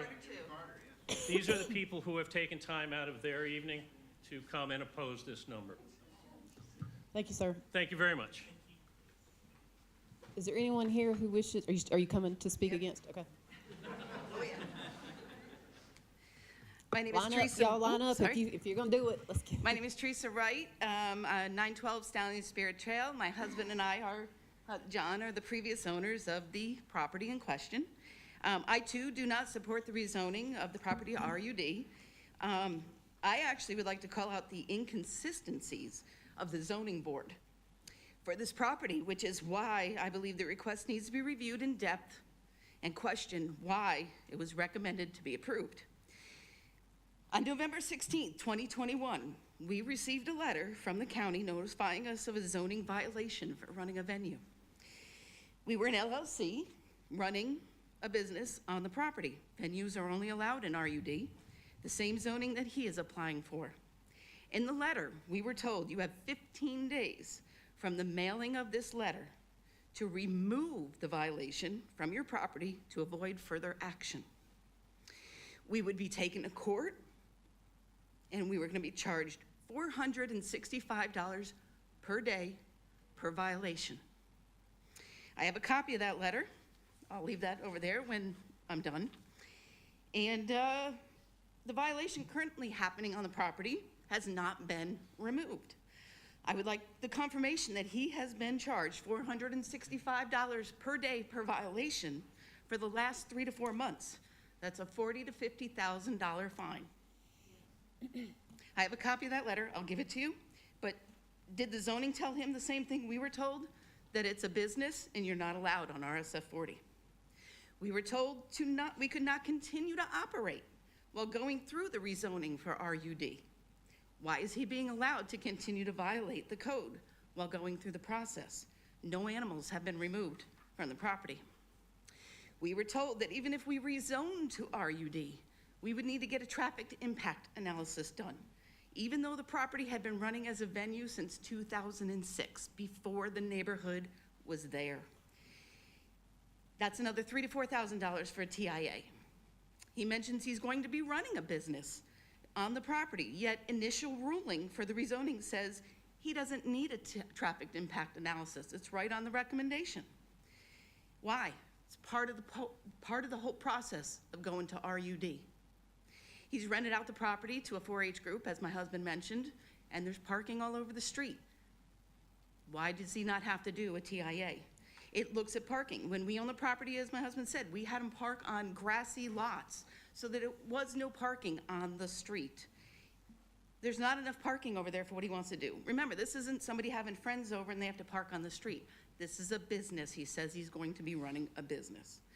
The letter we received also said, per York County Ordinance 155.076, the property at 937 Stallion Spirit Trail is not zoned for the use of event venue or any commercial activities without proper permits or approvals. We were told that we would need to come up to county standards before we could continue to do business. Has the zoning board told him the same thing? He is running a commercial business on the property. In conclusion, if you do let this go through, the zoning board needs to be held accountable for inconsistencies. Thank you. Thank you, ma'am. Anyone else wish to speak against? Is there anyone here who wishes to speak in favor? If you would come forward and line up.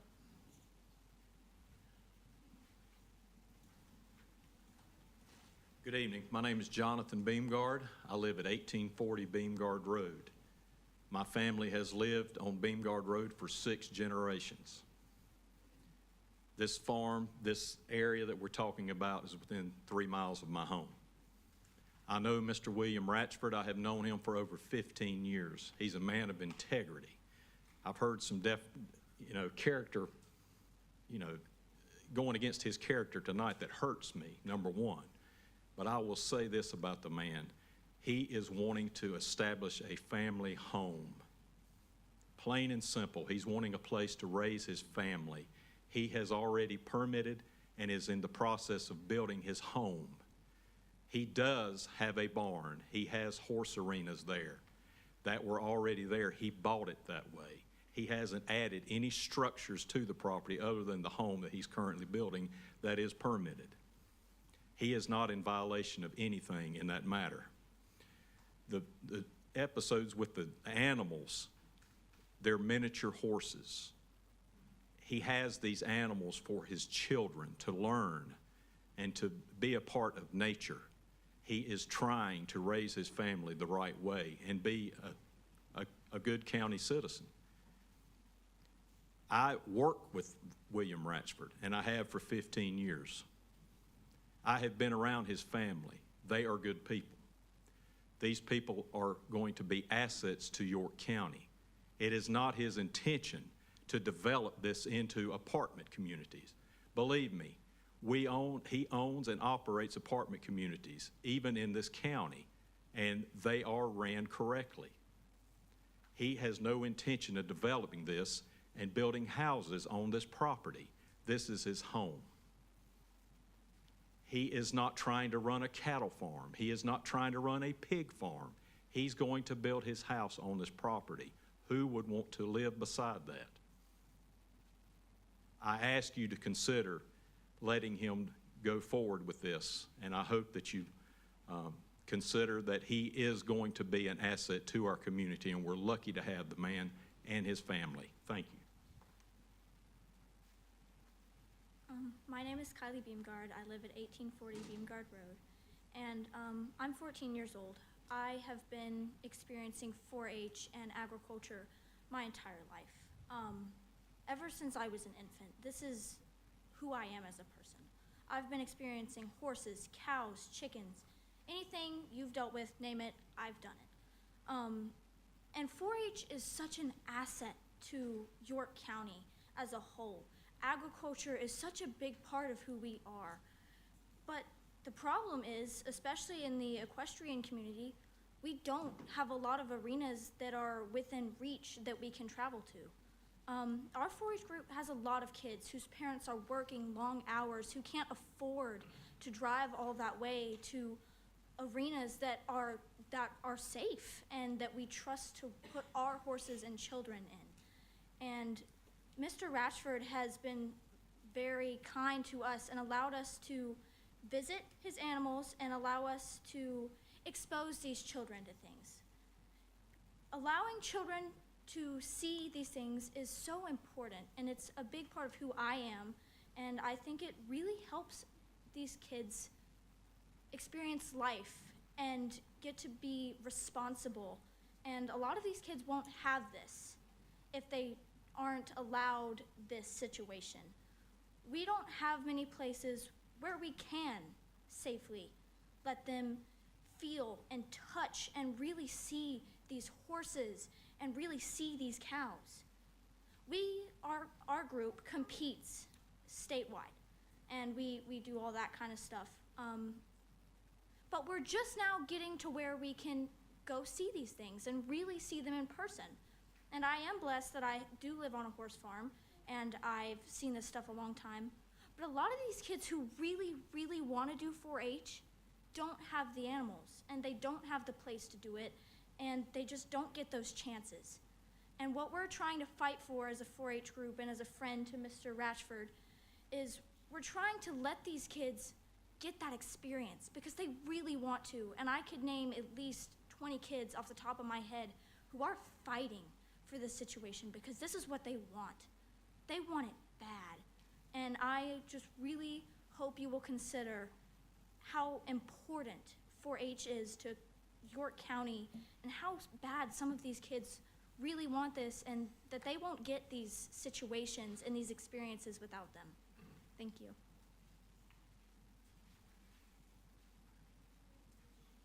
My name is Olivia Valentine. I live on 1736 Beamguard Road.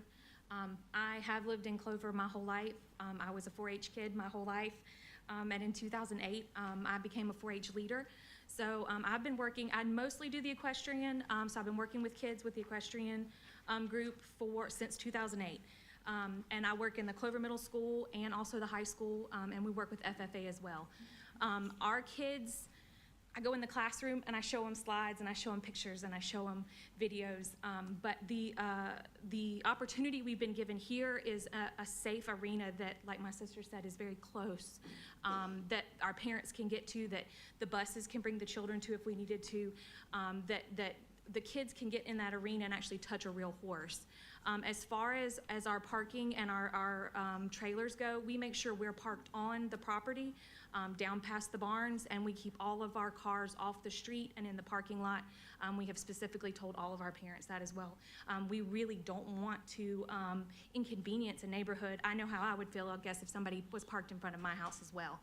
So we make sure that we park on the property and not on the street. But giving these kids a place to actually see a horse and touch a horse and learn judging is what we're doing right now. They have a competition on March 3rd. The difference in getting to see a real horse versus a video is huge for them. And they really don't have that opportunity. And with it being winter, it's slippery and wet, but this is a nice facility with gravel and pavement and a sand arena as well. And as 4-H, I don't make any money. I don't get paid to be a leader, and I don't have to pay to use this facility because he's being so gracious and letting 4-H use it. So thank you so much for your time.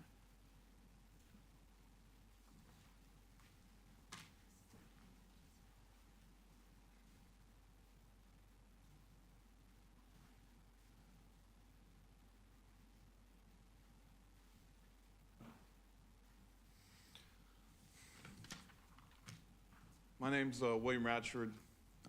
As I've been told, I'm owner of the farm. I got to tell Dad I'm now a CEO. I've never been the CEO of Southwood Realty, but you know, we'll see how we'll see if there's any raise in that in store. I mean, Southwood Realty currently owns 2,468 housing units in York County. We provide a lot of housing, and I could have got a protest petition and sent every renter to ask and sign it. But I'm not here to build an apartment complex. Let's be serious. There's no public water. There's no public sewer. This is the property for my house. I got into this position because I had a neighbor call animal control on my cow on the first picture, who claimed he was malnourished. Picture 2 and 3 are my miniature horses. You know, I can dissolve the LLC. I mean, I don't see that many stock trailers coming in when a horse takes 9 months to be born, and I have 2. I just don't see stock trailers coming when I have 3 cows total. I printed a picture of Google Maps on Stallion Spirit Trail so you can see. The big lot on the left-hand side is my personal lot. It's in the subdivision. That is where my house is currently being built. They're supposed to pour the footings on Wednesday. It takes up the majority of the side. The front of the pink area, highlighted area, is the farmland, which is the part in question in zoning today. The orange is currently where the cows live, which you can see is not close to the neighbors. The blue side, the highlighted blue is the miniature horse area currently, and what I continually have to repair on the fence work for them. And the green is my current unused pasture area. We're talking about 3 cows. I put on the next picture, there's a picture of the cow that was questioned to be malnourished, which has been healthily checked out by the vet, animal control, and and you can see my 2 closest, the neighbor's Patty's house is the White House.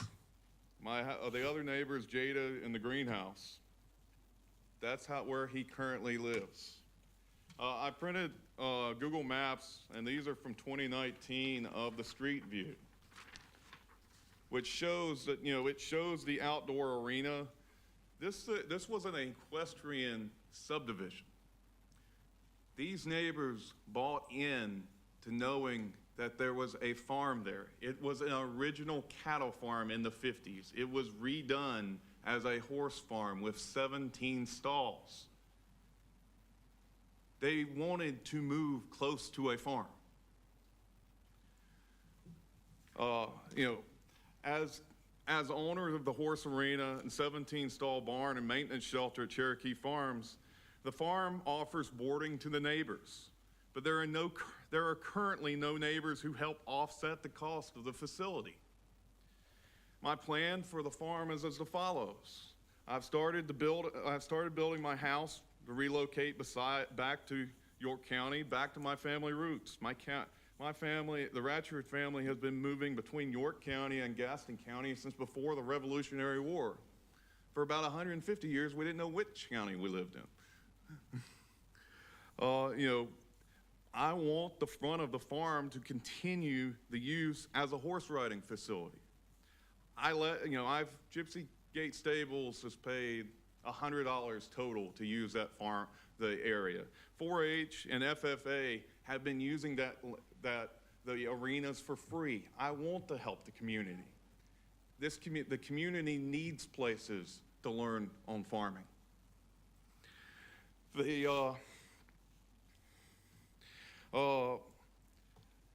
My family is in the middle of repairing the fenced area for the miniature horses and start breed and sell a program for occasional income for the facility. I can show major losses on this farm. I just got to show 2 years out of 7 for their IRS, or I got to dissolve the LLC.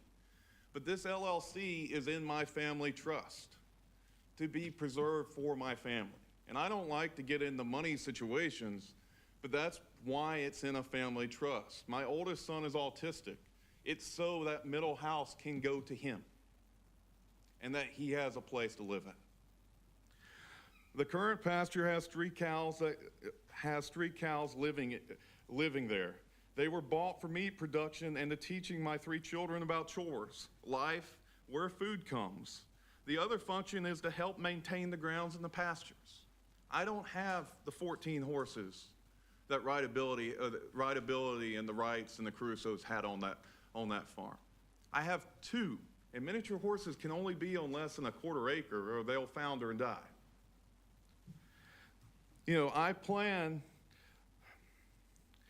I have enough hay allocation for up to 6 cows.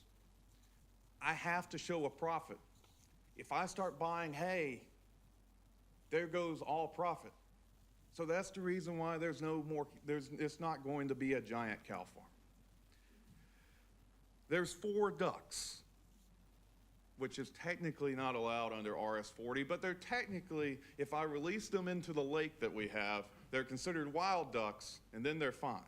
But I just wanted to make sure the coyotes didn't eat them this fall. They'll be released in the spring.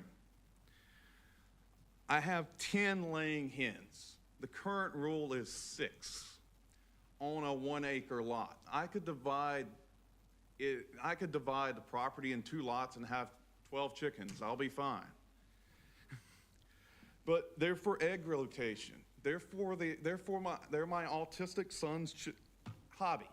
That's what he does. He even went and threw one on my father yesterday, wanting him to pet him.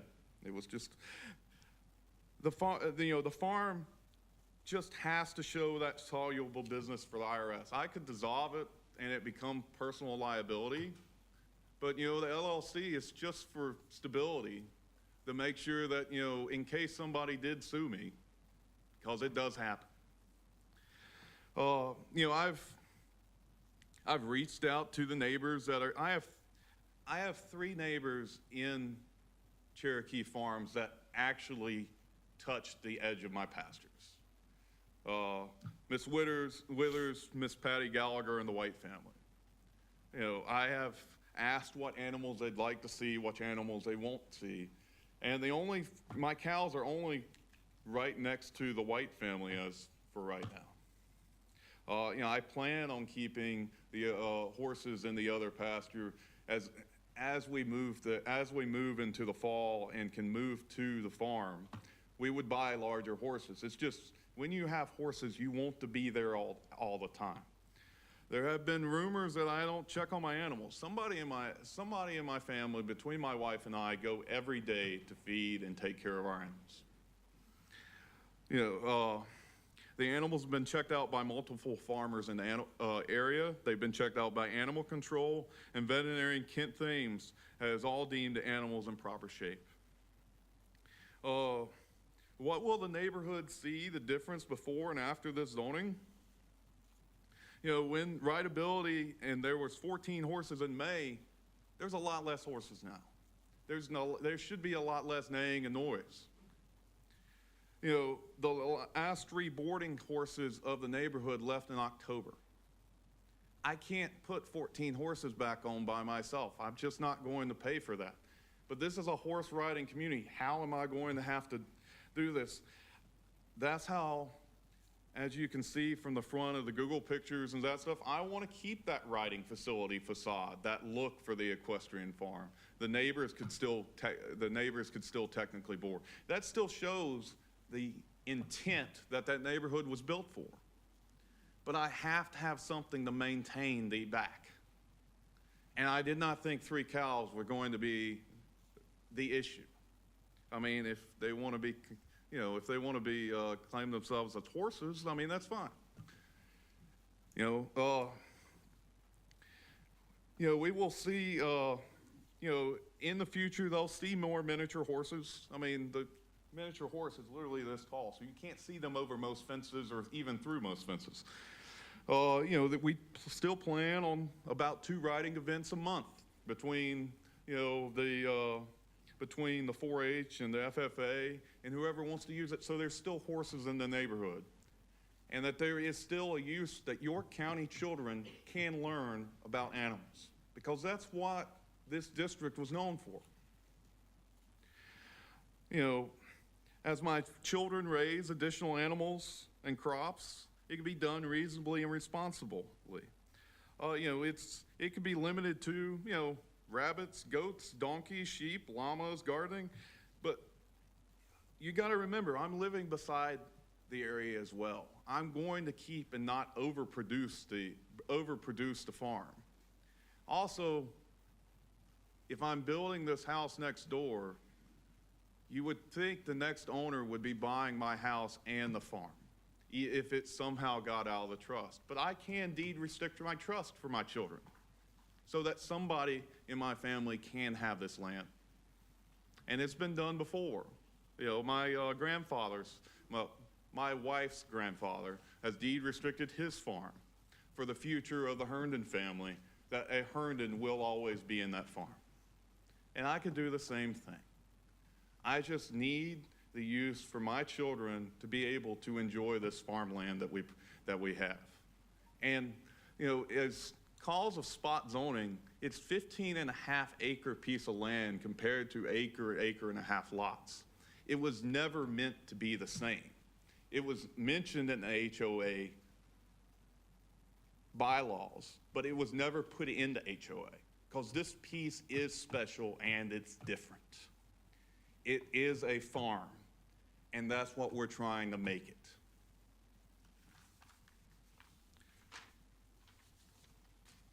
Any questions? Thank you, sir. Is there anyone else who wishes to speak in favor? Do we have a motion to close the public hearing? Move to close. Motion and a second. Second. All those in favor say aye. Aye. Any opposed?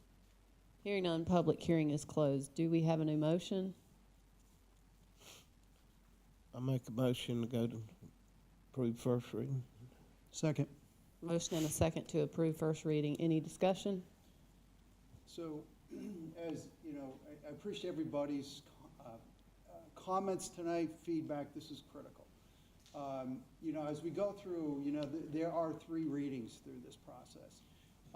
You normally, you know, as we move forward, we utilize the first reading to hear, and we look at where there may be opportunities, such as addressing restrictions and et cetera.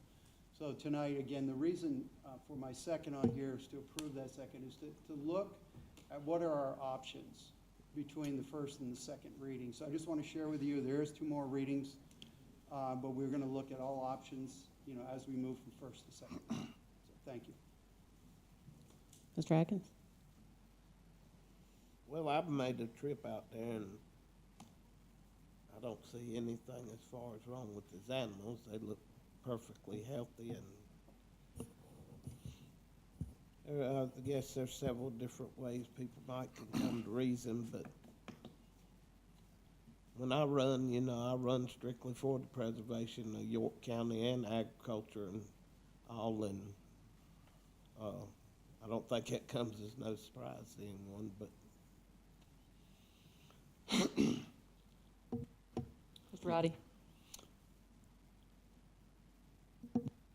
As y'all can see, these are tough positions to be in, because on one hand, you get someone who's passionate about their neighborhood, their community. On the other hand, you get an individual who wants to do right, who says he's going to do things based on what his family wants and needs. I was making some notes as several presenters got up. And when the individual was saying how the petitioner was a successful businessman, he has these apartments, he runs this company, he has this amount of money, you know, all that stuff to me is irrelevant to whether we should approve something like this or not, because if the individual was not successful at running a business, we certainly wouldn't give him credit and give him an opportunity based on his failures.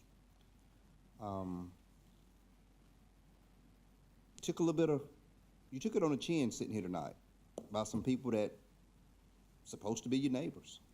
You know, it's tough to sit there and hear people talk what they think are supporting their case, but in most cases they're hurting their case, because those things weren't relevant to what we have to consider in making this decision. And I wish this would have been done in a little more amicable way, because obviously you guys are gonna be neighbors, you're building a house there, and this is definitely not a way to roll out the welcoming mat for someone who's obviously extended his property to different community groups and organizations. And I think it was kind of appropriate that 4-H came to us tonight to talk about the new director and things that they're doing in the community. And then to hear this gentleman has offered his property and the use of his property to those different groups, basically for no charge. And all those are great things to do for property. But when you look at going from RSF 40 to RUD, there is a little bit of hesitation. Not to say that it can't be done, not to say that we will do it. This is first reading. This is my first time hearing all this, and that's one of the beauties of first reading. The public gets to hear more about it. We get to hear more about it. And now we have to go back and massage what we think is right, what we think is doable, what we think is not right. I commend you for buying in York County. And I want to apologize to the previous owners who I feel like was kind of forced to sell the property because of some things going on. I don't know if that's a fair assessment, but hearing from the couple that previously owned it, York County may not have done you a good service. And I've seen it happen, not just with this case, but there are some other instances that you guys don't know about. We've been inconsistent, and we got to do a better job of being consistent on how we enforce things, how we treat people, because it's not right to hear how maybe this family wanted to continue owning the property, to do some of the things that this gentleman is going to do with it, and to hear how we kind of forced his hand by threatening a $465 fine per day, and only to hear that maybe this gentleman hasn't gotten not one fine. So that's inconsistent, and that concerns me, and it should concern everybody else up here. I don't know if you guys made that note, but I made that note. And we have several situations going on where we need to do better. We need to do better by you guys, and our staff needs to do better. We don't write the fines. We don't know about these injustices or inconsistencies until it comes here. But I can assure you, we're going to talk to staff about being more fair, consistent, and firm with applying what we said we were going to do when someone's not doing right. But with that being said, there are some uses that I think RUD wouldn't specifically fit in this situation. So this is a tough one. I made a note and sent over to Watts earlier. This is the fun stuff. And I was being sarcastic because it's a tough position to be in, to make this decision for a neighborhood, for an individual who wants to build something and make it special for him and his family. I do want to take a ride out to this property to see how it fits into the neighborhood. And maybe we can come up with some restrictions that comes along that we can put with RUD so that this gentleman can build his house and do, quite naturally, some of the things, maybe not all of the things that comes with RUD, put some restrictions in place and maybe be able to work it out. But I'm going to ride out there and take a look before I say no. So tonight I'll say yes, so I can have that opportunity to ride out and take a look. I give my word to that. Any other comments? You don't have any. You got it, Tom? So there are a lot of familiar faces here tonight. This is a neighborhood that I represented as District 2, and that changed, and Tommy became your new representative, and I do think you're going to like him. So if we could only go back in time a little bit, you know, you have to be careful what you wish for when you're unhappy with somebody or something, and or somebody tattletales on you for something you got going. But Cherokee Farms was built with intent, and specific intent, and that was to be an equestrian community. And listen, I admire the young lady that got up from 4-H tonight. I just made a good donation on behalf of York County to 4-H, and she's absolutely right. We do need more places, but I think that we have to separate ourselves. We have to separate ourselves from what's before us tonight and the fact that this makes for a great place for 4-H to be. Because I really don't think it's approved for that. And I think, Jonathan, if I'm right or not, it's not approved for that use, or is it approved for a use like that? You mean for the former rideability use of the property? For for 4-H events to be held there. We get into nuance there. So we would typically get an application or a letter describing a particular use from a property owner, and from that information we would make that determination as to where that use falls in the use chart and whether it's permitted or not. From the general description of having 4-H or other interest groups visit the property to see animals, I wouldn't consider that a commercial use of the property necessarily, but it's going to depend on things like frequency. Is there a commerce involved? Things like that. Right. So I'm unable to make that determination here tonight. So my point is this. We had a great venue there, and that venue, the new owner would not be able to operate a venue just like the former owner was forced out of. Rideability was a perfect fit there, and things just went south in Cherokee Farms, and I feel like we do need more places for 4-H, but that's not what we're here to talk about tonight. That's a totally separate topic, and I hope she'll come back because she makes for a great speaker. She can follow me around and help me with some things. But that's not what we're here for tonight. It's not about whether or not 4-H is able to use this property. It's about whether or not what Mr. Ratchford wants to do is in keeping with what that neighborhood is built on. And I'm likely a no going forward. I'm going to pass it tonight. Another concern that I have is that I counted these things, and it looks like maybe there are 56 homes. I maybe didn't count it exactly right. But of those, only a portion of the people in this development got notice of this public hearing tonight. And I feel like in a neighborhood that's this tight and this close, not that we have enough chairs, but I do feel like every person in this neighborhood should have gotten notice about this. Anybody that pulls through that entrance in a neighborhood that is all fenced in and all belong to the same group of people, I feel like everybody should have been noticed on the public hearing tonight so that they know what's going on, not have any surprises down the road, or not hear about this a couple weeks later and say, oh, well, I would have been for it or I would have been against it, but I didn't even know about it. So I feel like that's something that we need to talk about in our zoning committee. Who does get a notice when something like this comes up? So, good things come from meetings like this because we learn as we go, and doesn't matter how long we've been on this council, we don't know everything. In this case, though, I feel like it is somewhat similar to the case that we had with Allison Acres over off of Highway 274. It's also somewhat similar to the case with Sheldon Brown, where everybody loves the use, but it's not zoned for that. And when you talk about the county being consistent, we do have to be consistent. And when we piecemeal what we allow people to do, we look even more inconsistent. So I'll think on it a little bit. We've got a second reading coming up and maybe a third reading too, but I just think it's very important that, to me, it's important that I uphold what people purchased there and moved there in good faith. Faith goes a long way. Faith, faith, hope, and charity, is that the third? Is that what they are? I don't know. Love's in there somewhere, but anyway, so I'll be a yes tonight, but can't promise that going forward. Just a quick comment, yes. I appreciate everything that was said tonight because obviously we're just joining council and we're learning, and y'all's experience is pretty important.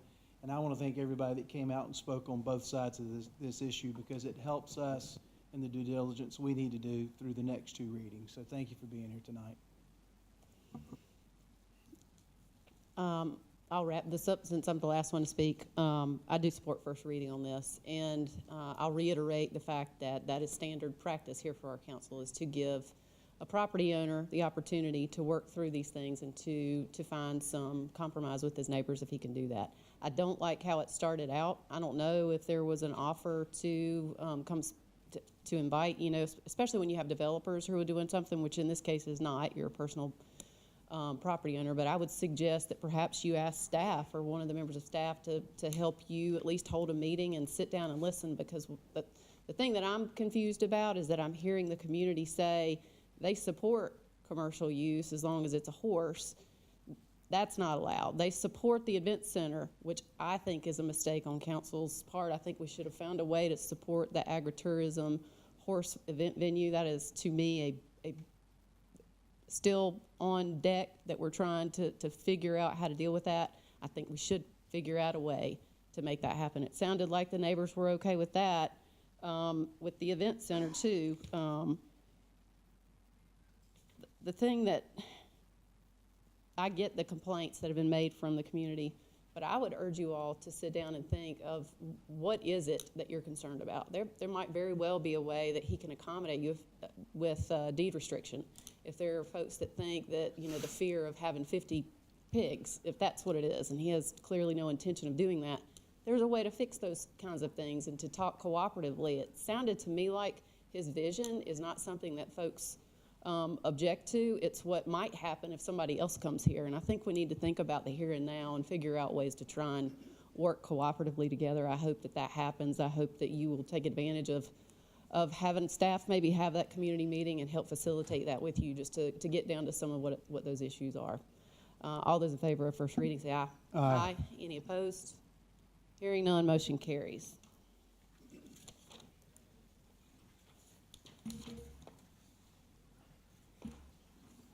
Rezoning action, hold a public hearing and consider first reading, case number 22-49, tax map number 38600000006, to rezone from AGC to RUD, 1.12 acre portion of 38.14 acres in District 2. Mr. Buono, speak up. Yeah, yes, ma'am. So this application is to rezone just over an acre of the existing property, which is just over 38 acres in total. The previous property owner recently passed away, so the estate is attempting to accomplish a subdivision here to apportion out the property.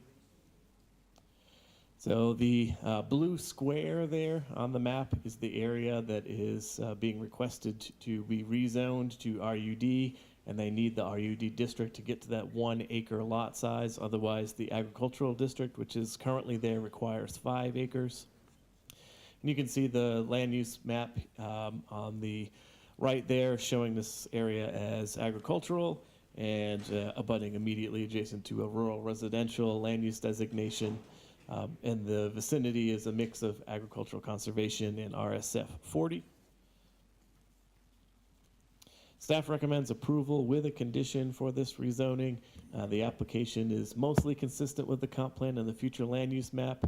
The comp plan does have that agricultural designation. However, it's immediately adjacent to that rural residential designation, and the rezoning would not serve to redevelop a property that is currently being used for agriculture. And the uses permitted in the RUD district are compatible with the surrounding area. And by a 7-0 vote, the Planning Commission recommends approval also with that same condition, and that's listed here. It should be a familiar one to most of you. It's the requiring that the applicant record a subdivision of the property that matches the new zoning lines within 90 days of approval. Any questions? Is there anyone here who wishes to speak against? Is there anyone who wishes to speak in favor? Motion and a second to close public hearing. Any discussion? All in favor say aye. Aye. Any opposed? Hearing none, motion carries. Do we have a new motion? Motion to approve with condition noted. Motion and a second with the condition noted. Any other discussion? All those in favor say aye. Aye. Any opposed? Hearing none, motion carries. Item number 7, rezoning action. Hold a public hearing and consider first reading case number 22-50, tax map number 15500, 00014, 015, and 023, to rezone from AGC to RUD and RUD to AGC. 5.23 acre portion of a 16.149 acre parcel in District 3. Mr. Bono? Yes, so there are 3 existing parcels today that are included as part of this rezoning application, and there's a swap of some AGC to RUD and then the other way around. It's a little confusing, but bear with me. So this is a plat provided by the applicant of what they intend to do. They intend to have, of the 3 existing lots, some recombination so that there are 4 lots. And this would result in one parcel that is in the bold dark green there. That is existing AGC and will remain AGC with this rezoning application. But it stretches across McKnight Road, and there is a portion that is of that lot that is currently zoned RUD, so they are requesting to rezone that to AGC, so all of that parcel can be in the same district. And then likewise, all of those in the outline in the light green on the west side of McKnight Road, or I guess that would be the north side of McKnight Road, those are all currently zoned AGC, but as part of this application being requested to become RUD. And that bottom lot, where it says remainder, I guess it's labeled parcel 5 there, that also stretches across McKnight Road, and it would, that other piece across from McKnight Road is already RUD, and it would stay RUD. So a little bit confusing there, but I hope I covered it. Thank you, Mr.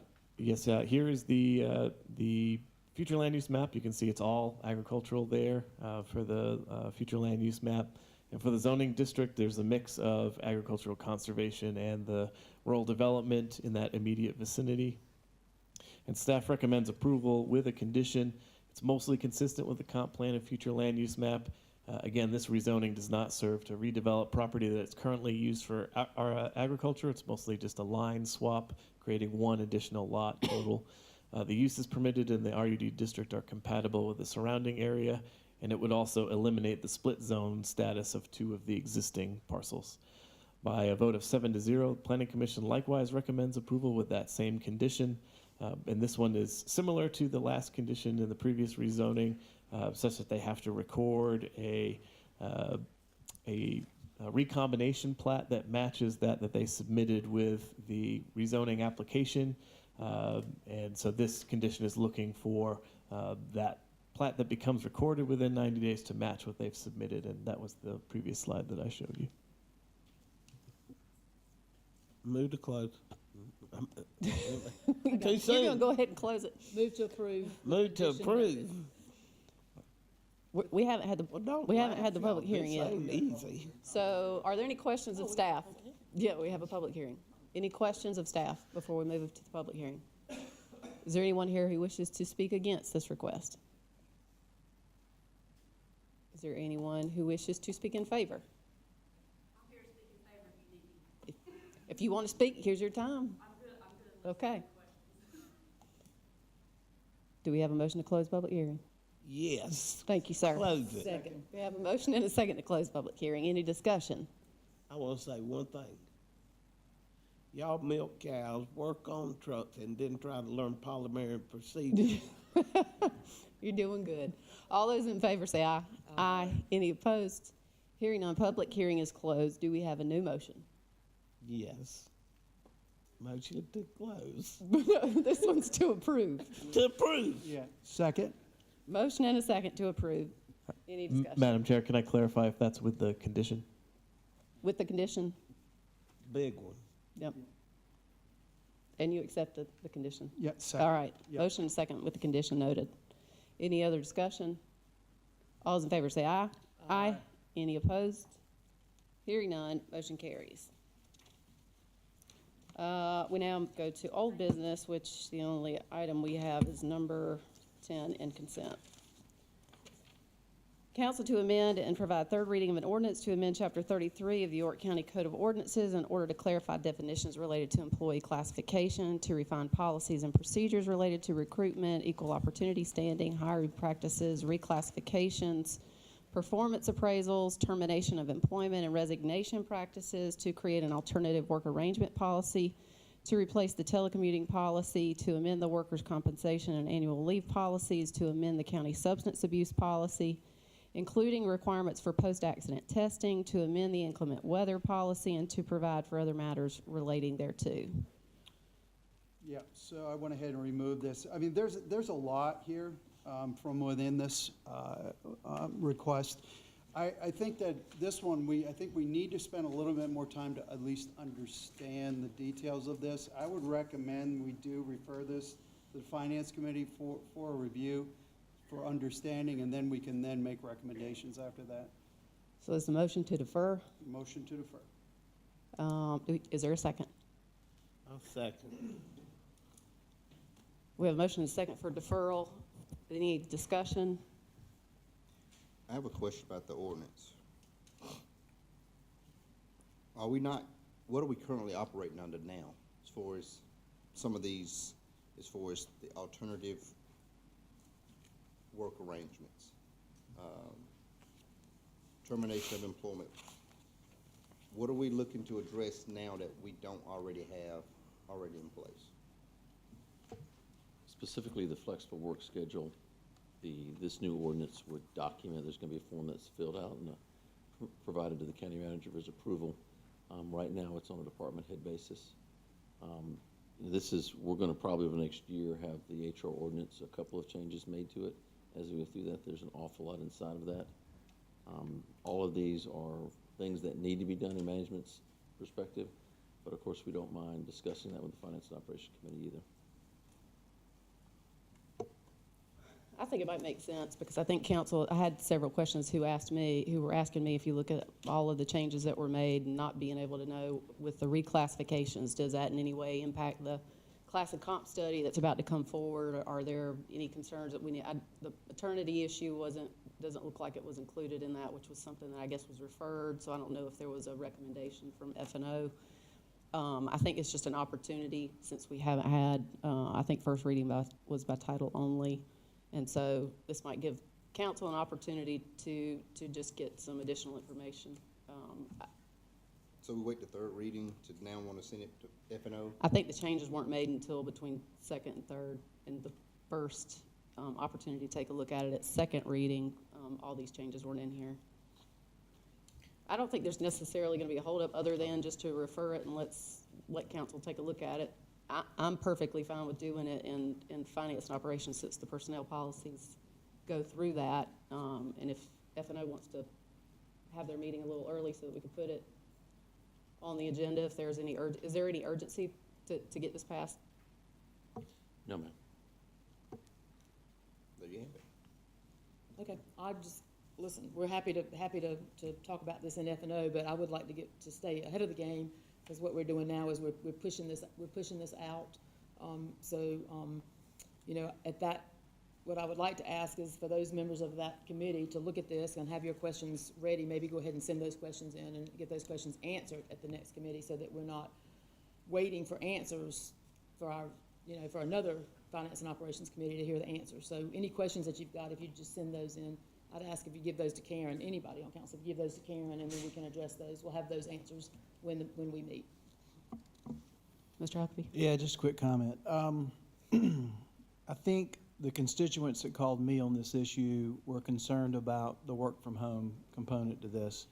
And for those of you that own businesses and have staff members, we have a lot of staff members that work from home. But the challenge is for us and for every business is to measure performance and outcomes. And that can sometimes be difficult. And I think that was a concern of the taxpayers that were calling me. They were saying, how are you going to measure performance? How are you going to measure outcomes when somebody's not physically at the office? So this does give me a little bit more time to understand how we're going to do that and accomplish that objective, to make sure that our staff's obviously doing what we need them to do even away from the office. So again, I just say, if you'll put those questions, that's actually the county manager's job to do that and not ours. So if you'll put your questions in format, send those to Karen, we'll get those on the agenda and get some answers for us. But I really think we're at this point, the paragraph that I read here, this is us stepping into the county manager's job. Well, I think it's council's job to set the policy, but that's the reason why it's before us, I would assume. But I agree with you. I mean, let's get the questions out there. Let's get them, if there are any, get them to the committee. And I like your suggestion to send them to Karen. That way, you know, you've got everybody's questions there. Yeah. All those in favor of the deferral say aye. Aye. Any opposed? Hearing none, motion carries.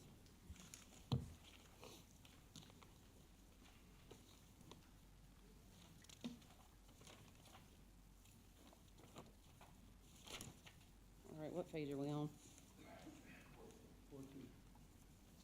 Thank you. All right, we move now to new business. Item number 1, council to approve sole source purchase of network switches from Data Network Solutions of Chaplin, South Carolina, for a total cost of $821,368.95 for the replacement of York County's current broadband network as part of the Coronavirus State and Local Fiscal Recovery Funds Program.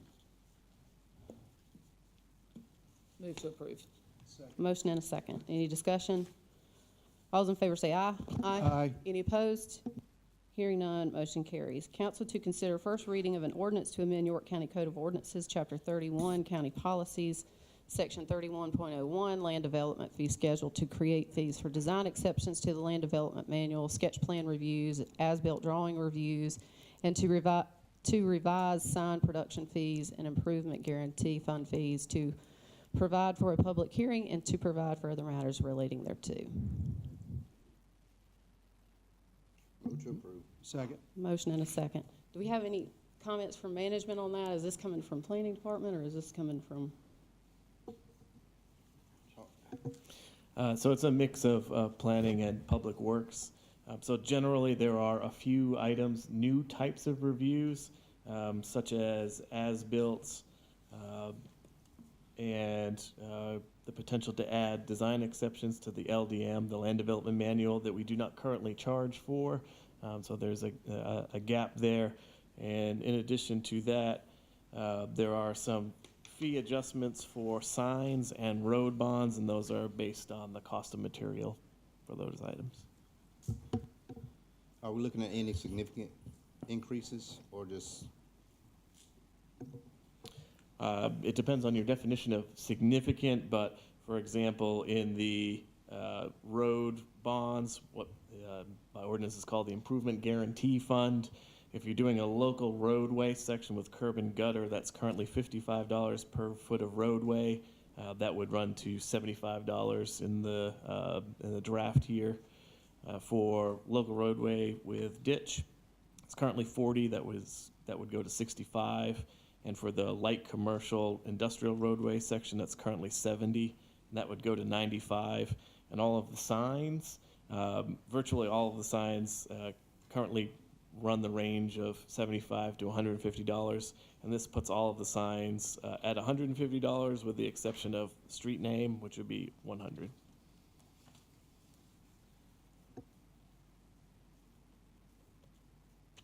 How does council want to have further discussion on this? Do you want to have this brought up at a workshop? Do we want to refer it to planning, or are there no concerns and we'll just move forward and dispense with the committee?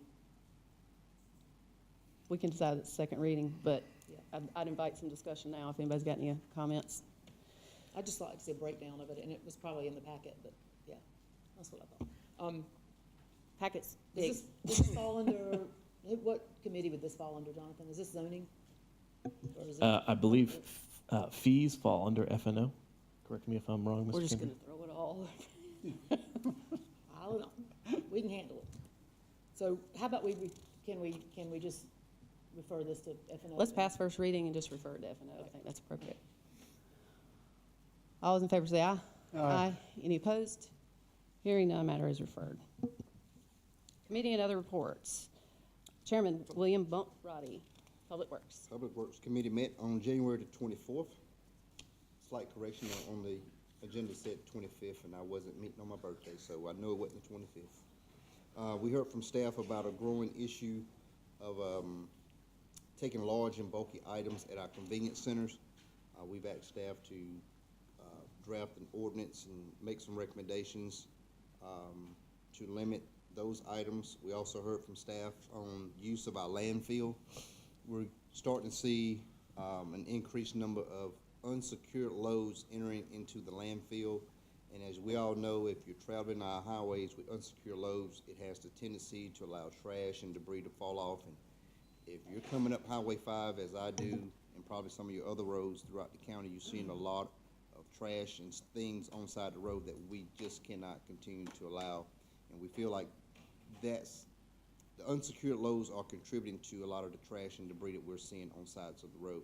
So we ask staff to put some teeth into the fees or the fines that unsecured loads entering our landfill will be assessed at a much higher rate to discourage those individuals who travel our highways without tarping their trucks or covering things up. It's a real nuisance to ride our beautiful county and see a lot of trash along our highways. So we're going to try to address that. We're going to have another meeting and hear from staff as to their recommendations for large and bulky items at the convenience centers, as well as newly increased fines for unsecured loads. Thank you, sir. I think that's the only committee report we have. We move now to citizen concerns. David Yarnes to address council on the Morningstar project. And we also have Chris Reed.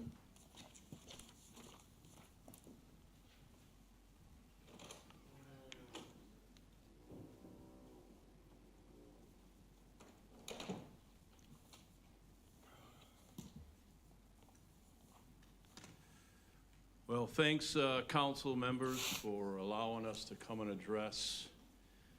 As they stated, I'm Dave Yarnes. I'm the CFO of Morningstar. I've been there for 12 years. I'm also the lead developer. I'm a hotel developer by trade. In my lifetime, I've developed almost 2 million square feet of stuff, both personally. I owned a bank, a hedge fund. I've been here with Morningstar. I also won the Quality Excellence Award from 6 Continents for hotel management 2 out of 5 years. I know that there are some new people here, and you may be wondering why we're in this legal battle. So I'm not going to bore you with a lot of the details. This has cost both of us hundreds of thousands of dollars. But let me go to this. On August 30th, 2020, Morningstar and York County enacted a mutual dismissal. At that point, this tower was deemed by everybody there that we could rebuild it. We mutually dismissed. Morningstar dismissed 3 of its cases. And your county attorney, I believe, Christy, it's one of your colleagues, Keith Martin, said it makes sense for us to drop this case. We're spending thousands and thousands of dollars on it. Mr. Yarnes, just for purposes of this, we don't call out individuals. I apologize simply for because that. they can't respond back. I didn't mean it as a derogatory statement. I mean for any of the others as well, for our county staff or county council members. All right, roll my clock back now. Thank you. And certainly have great respect for all of you. I do believe, before I became a public developer, I was a New York State analyst, and I worked for the federal government as an analyst, and I've sat through many, many, many meetings like this, and I appreciate your time in doing it. This was a cause of great celebration for Morningstar. Finally, we could begin its 500-room, 21-story building. And to reciprocate, Morningstar agreed to mutually dismiss 3 of its lawsuits in turn. At this point, ladies and gentlemen, and those of you here and those of you watching, this was completely over. We were on our way. Morningstar felt like it was reconnecting with York County. Morningstar was completely blindsided on August 30th, 2021, when a resurrected lawsuit with a new case number, this is important. There was no notice given to anyone on our legal team. This lawsuit was reinstated on the 365th day. This was not needed to preserve your case. You could have brought a case against us at any point in time. There was no acknowledgement about the bond inducement that we had received from Jetta. Even the York County Attorney of Record was not notified, we called them. The person that made this dismissal was never notified. The first question we need to ask is, why was this legal battle resurrected?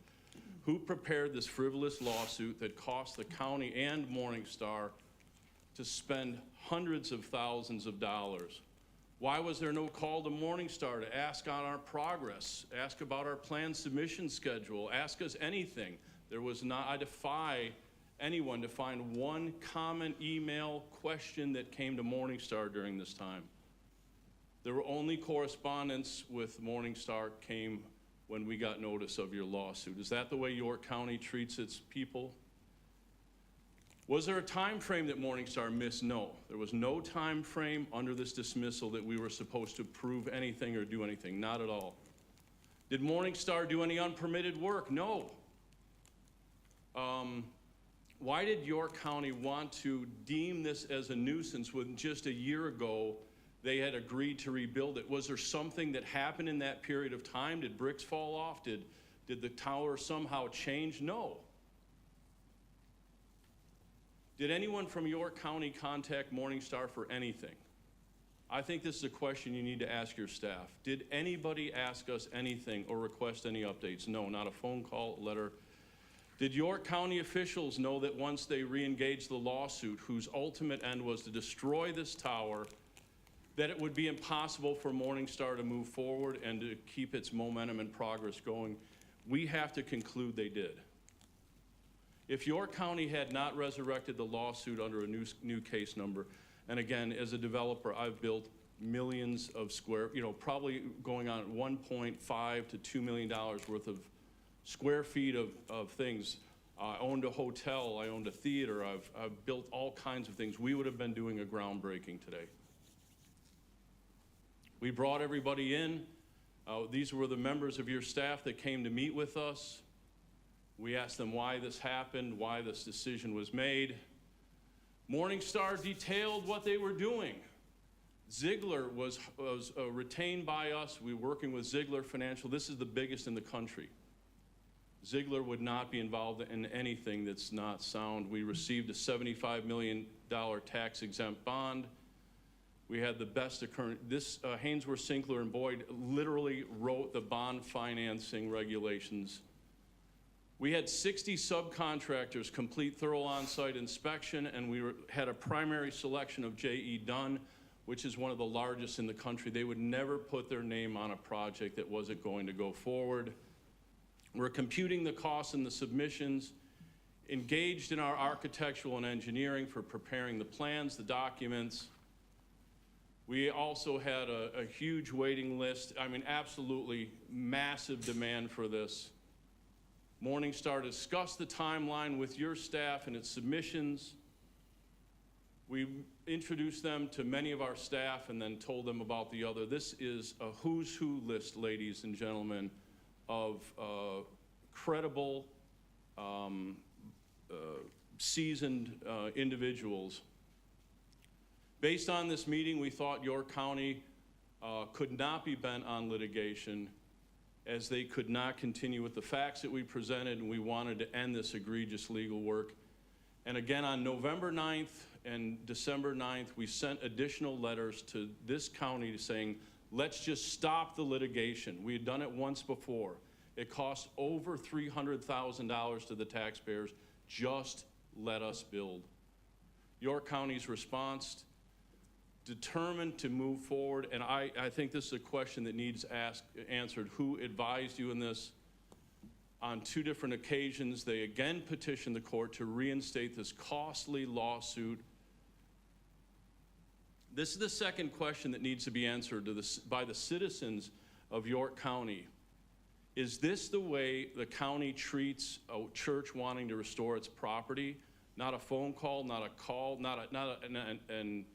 not one piece of advice or help. We've watched other lawsuits escalate with York County, with other developers, and wonder, is this litigious direction systemic? Instead of dropping its lawsuit and publicly stating that York County doesn't comment on ongoing litigation, There was a press release riddled with errors and false statements, and it's now bought the county another federal lawsuit, a very costly federal lawsuit. I'm sure you're being advised by your legal team, but your legal team's not running the county, you guys are. Does Morningstar want to comply with standards? Yes. Today we've completed 500,000 square feet of resurrection of that property. There's just one section, the before and after. We've done 80 building projects with you for $15 million, and you can ask your planning department. We have never missed anything that they've asked us to do. We've supplied plan after plan with your planning department. We want to comply. Morningstar welcomes your review.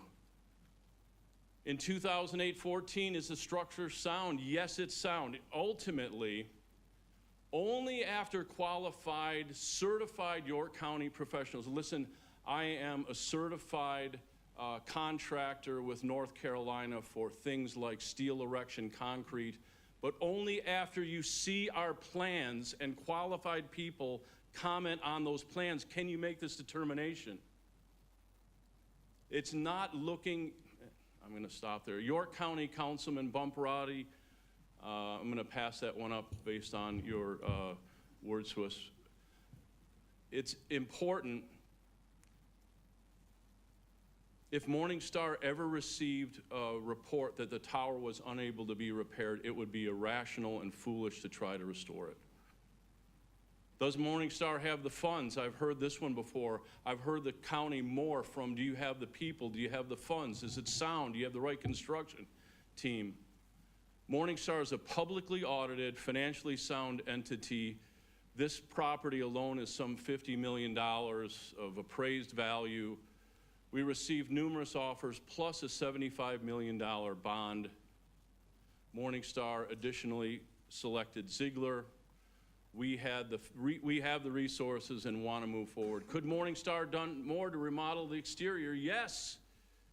Now I know you've heard different things, but we submitted the most simple of requests to restore the property, and this statement was made. No restorative activities are authorized for this building. Think about it.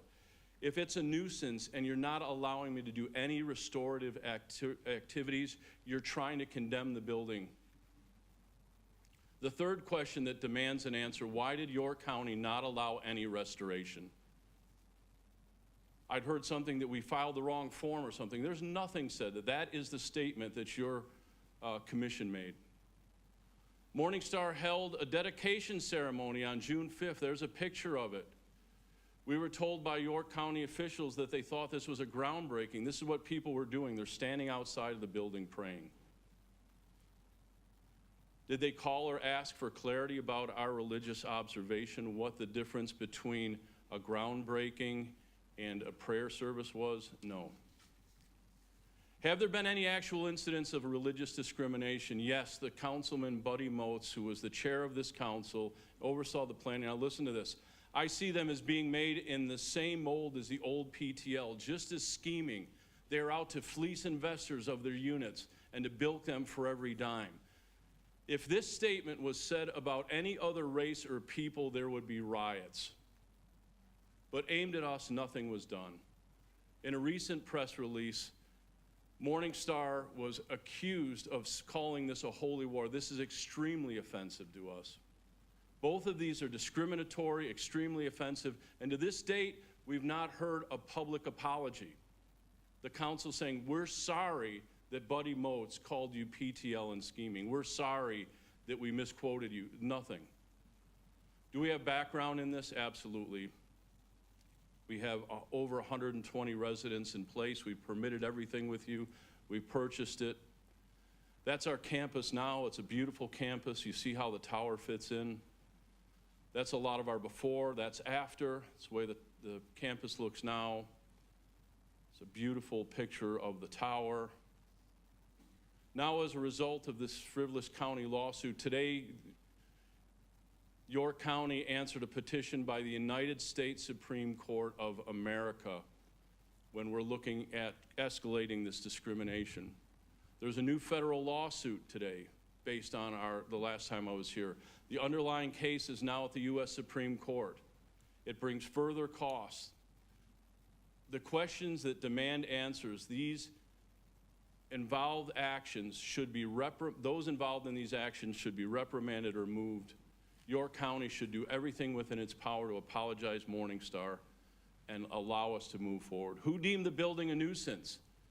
Why haven't they demolished other buildings in worse shape? As I went through the register, there are over 60 buildings that are built much earlier than this, much older. Why isn't something done?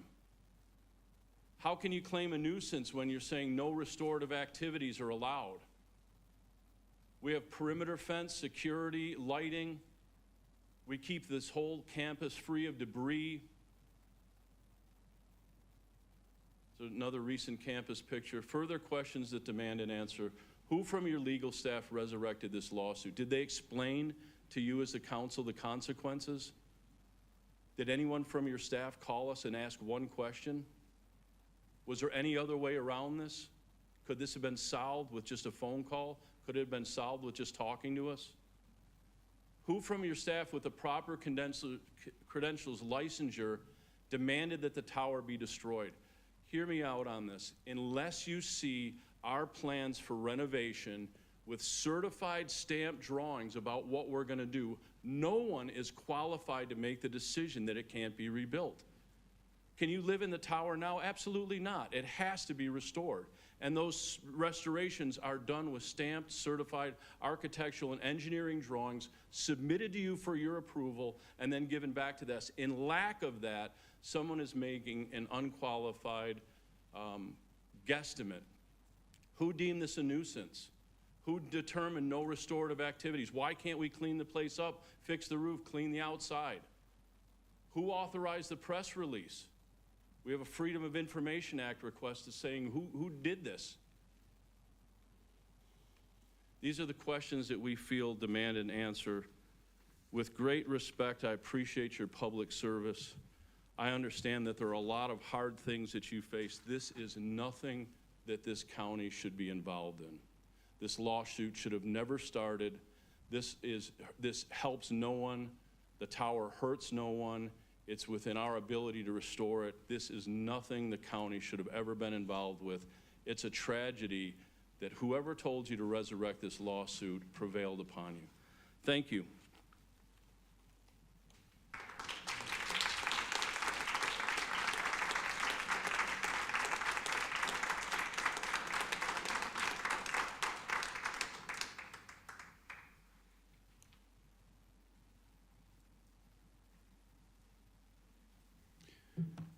Well, thank you, Council. It's a privilege to be able to stand before you for the first time. I am Chris Reed. I am the acting president of Morningstar Fellowship Church, and I am the senior pastor of Morningstar Fellowship Church. My wife and family and I moved here to Fort Mill in July of 2021 after pastoring the Ark Church in Peru, Indiana for 12 years as the senior pastor.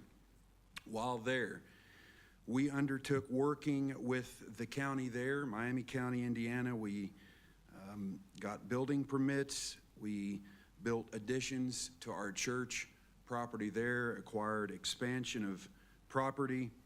We never, ever incurred, even though it was a much smaller scale facility, we never incurred such prohibitions from Miami County, Indiana on developing that religious property to practice our religious freedoms as we have incurred from York County preceding me and since I have been here the last 18 months.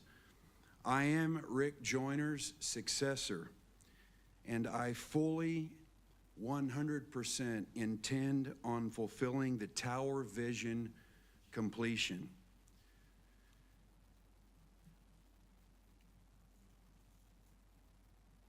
I can go ahead and there we go.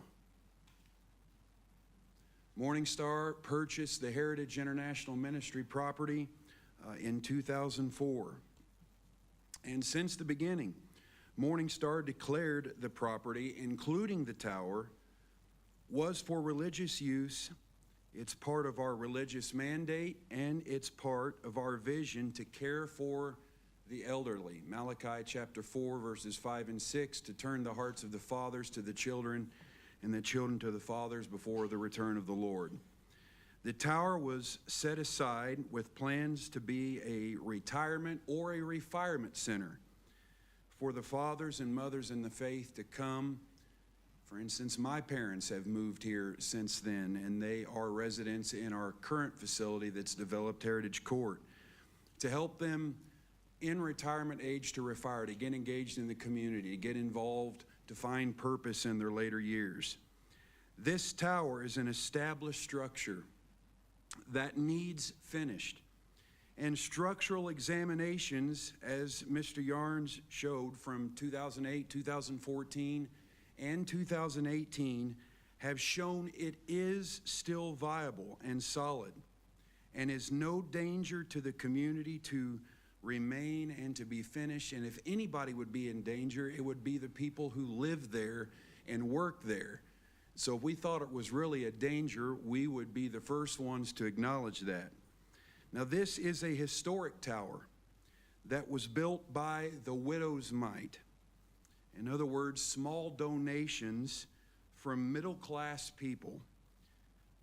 To abandon this mission, okay, would be an insult to the sacrifice of thousands of middle-class Christian believers, and would be equal to the tearing down of any other religious symbol or structure or shrine or temple or mosque.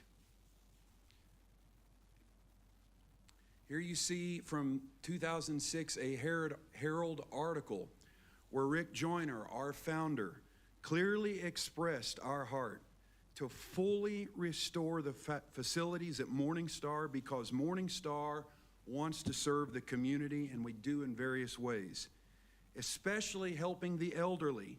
It's one of our chief mandates, and to be a blessing. Why? Why would you try to stop that? Now, HIM facility, in the past 19 years since purchasing the property, Morning Star has turned a formerly vacant building into a facility that hosts multiple church services on Sunday mornings, Bible studies, connect groups, men's and women's support groups, youth events. Just in fact, this past week, 72 separate distinct events took place at the HIM facility. Morning Star performs weddings, hosts banquets for the local York County Sheriff Department. We serve the local community with events for children and for youth, Operation Christmas Child, giving less fortunate children gifts at Christmas time. Morning Star has a K-12 school. My children attend that school with about 200 students, and a ministry school where students can get a bachelor's degree or even go on to get a master's degree, and various other work-study programs to help families and to help young people advance their purpose in life and to be trained and equipped for what they feel like they're supposed to do in the world. We already have about 150 plus retired people in Heritage Community, in Heritage Court, living on the campus with what we have already developed over the years. And we have hundreds, literally hundreds, wanting to move here to enhance York County.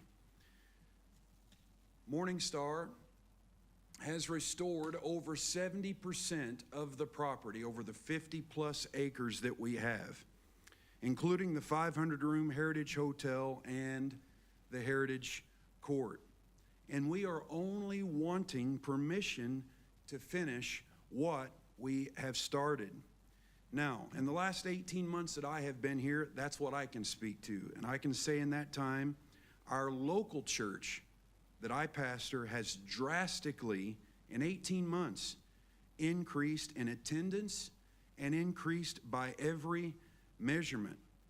We had just shy of 1,000 people yesterday in our Sunday morning services. And The fact is, in every measurement that we can find, we are increasing and coming up higher. We have demonstrated as a ministry financial responsibility, and I think we've demonstrated that we are not PTL 2.0. And that kind of characterization of any modern ministry based off of any perceived failure of a former ministry, if that characterization was done to any other group, any other religious group, any other denomination, that would be perceived as an insult. We are not asking for a permit. Now, this is important. We are not asking for a permit to build a 21-story building based on 2023 building code. We're asking to refurbish a building built by 1980s building codes. And I think that is worth pointing out. And there are tons of buildings in York County that were built before Heritage Tower was built, before the 1980s, and permits to improve, to better those facilities have happened. For instance, you know, when we talk about how the tower standing in York County, when people claim that there's some safety issue concerning our tower, the Allison House, constructed in 1860, the Anderson House, constructed in 1898, the South Carolina National Guard Armory Building, constructed in 1938, the United States Courthouse and Post Office Building in Rock Hill, constructed in 1931, the People's National Bank Building, built in Rock Hill, constructed in 1909, the old York County Courthouse Building, located at the intersection of Liberty and Congress Streets in York, constructed in 1914, before the U.S. even entered World War I. This is just a small sampling of a few buildings, some of them built over 100 years ago.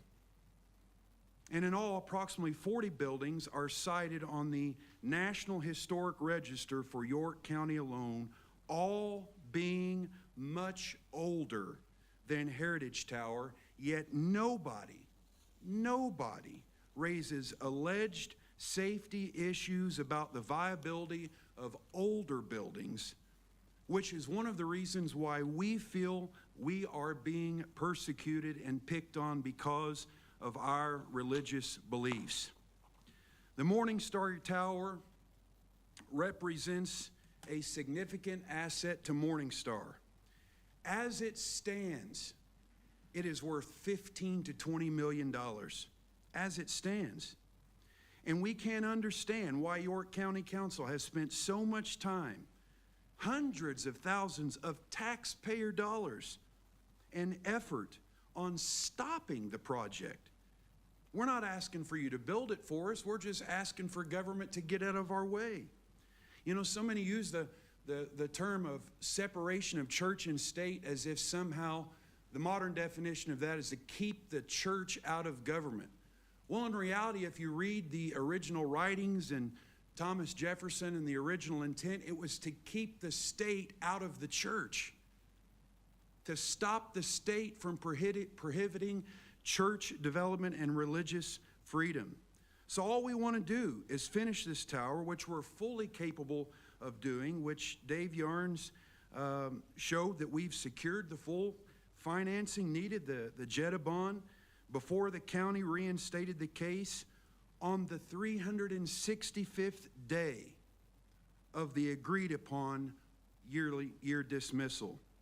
So this is not just a building. This is serious. This is a part of our religious mandate, and we take it serious. Now, granted, I know there are new council members, and it is a privilege, as I said, to address you all, and we are simply asking for the council to take an immediate vote to drop all in any litigation against Morningstar Fellowship Church. It would be that fast and that simple, but instead you all insist on continuing to further more litigation. All it takes is one council member to demonstrate courage that the council runs the county and not the county attorneys. And if that one person on the council would challenge the establishment viewpoint, all of this could be stopped. And I'm asking that you all consider, I'm asking you to go into a closed session after tonight, and you can vote and have an election, and this can be stopped, and it can be shown that this county is run by the county council and not run by bureaucrats or attorneys. As we said, the county has spent already $330,000 in counting. And the case has been made, apparently, that the county attorney does not feel that this case is not constitutionally unique enough to require special consideration. But I would pose the question in response: can we find another example of the county infringing on another religious institution from freely developing its existing property? And so I ask you respectfully to grant us this motion and to have a special vote to drop all litigation against Morning Star Fellowship Church so we can practice our freedom of religion and develop our pre-existing property. Thank you. Thank you, Pastor Reed. Thank you, Ms.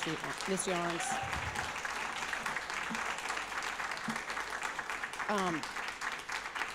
One question we do have, Mr. Yarnes and Pastor Reed, thank you for being here tonight. One question that I think we do have, and you mentioned this, Mr. Yarnes, in your comments, is do you have a binding permit application, a building permit application with the drawings that have been stamped, as you discussed, that have been submitted for consideration and issued? You mentioned in your comments before about the building permit and the application and the stamped file. The question that I do have for you is, do you have your building permit application ready with the drawings that you mentioned that have been stamped, and have they been submitted? That's a great question. Yeah, when we were engaged with J.E. Dunn, putting not only together the plans but the submission process, this is a big project. You've really got to look at staff and say, are they qualified to comment on this? This is a $75 million restructuring of a big building.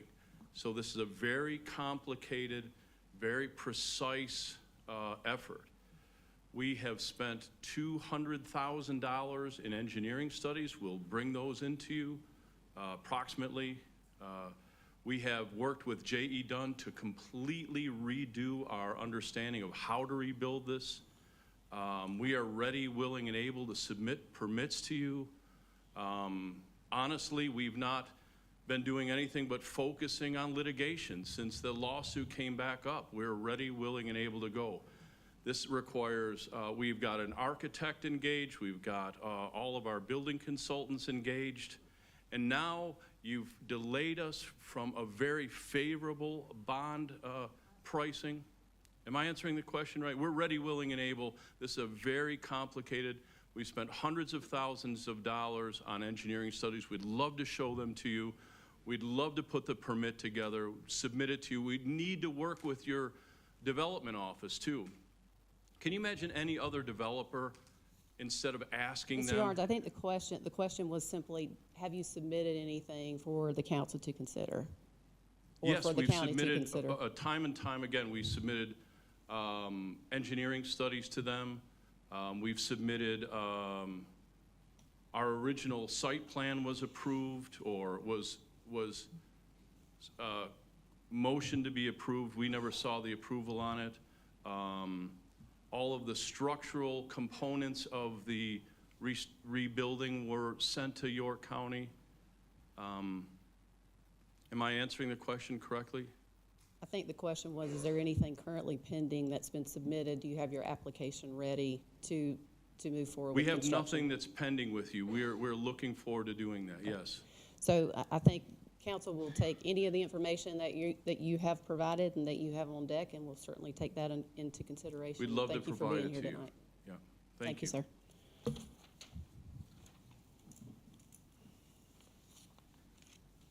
think we have one more citizen who has waited very patiently to address the council. Dan Watson, if you are still here, we want to hear from you. Ma'am, I just want to say, we submitted a permit in 2018, and we're told we could not submit any other permits at that time.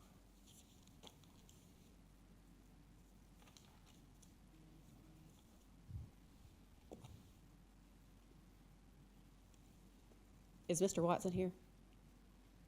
I don't think he's here. Do we have a motion for executive session? Why don't we come back non-agenda? Yeah, we're doing non-agenda. We're gonna go do the non-agenda. I think, let's wait. Let's go into executive session. I think we need to get some. Yeah, so we have receipt of legal advice, litigation update. Someone's here for that speaker. I'm sorry, Mr. Watson.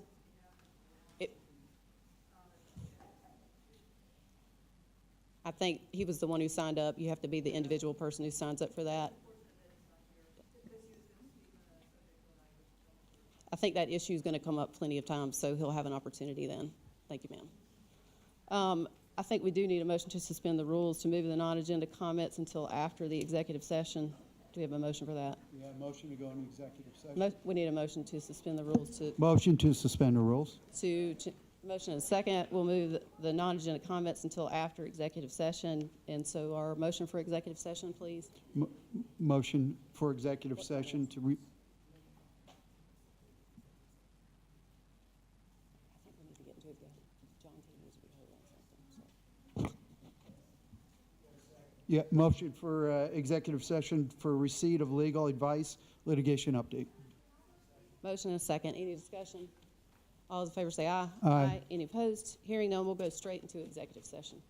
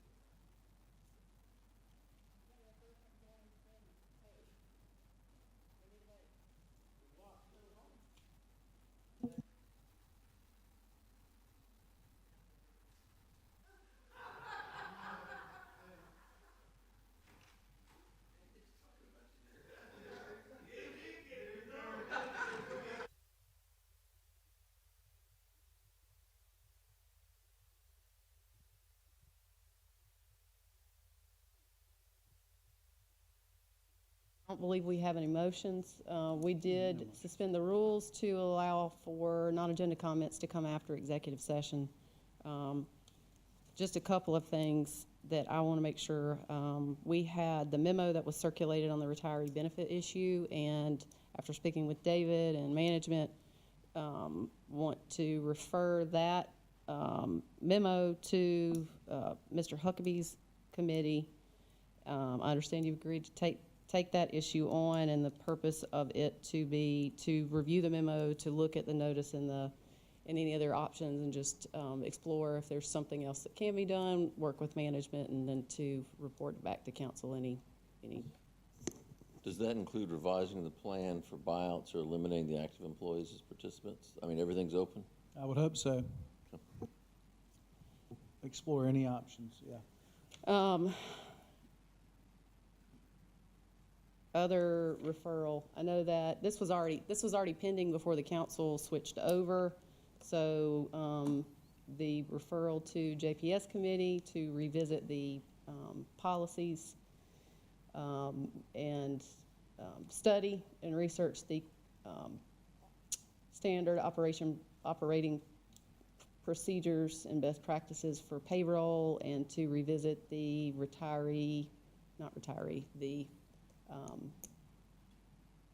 incentive pay issue. That's something that's still on the JPS committee radar. I think management is working to have the meeting with the fire staff, but just want to make sure that's clear that that's still on there. I understand that there were some questions about the committees, and this is how these committees typically run. The finance and operations, they aren't restricted to these dates, but they have standing dates because they typically have standing issues to take up. Finance and operations has standing items of reviewing applications for commissions and boards and getting financial updates. Those meetings are typically scheduled and on the books the second council meeting of the month at 5 o'clock. Those are reserved, and the same for economic development. There are project updates that have to be done timely, and they typically take the 5 p.m. slot on the first meeting of the council month. Yes. I don't know was there anything else that needed to be referred? Okay.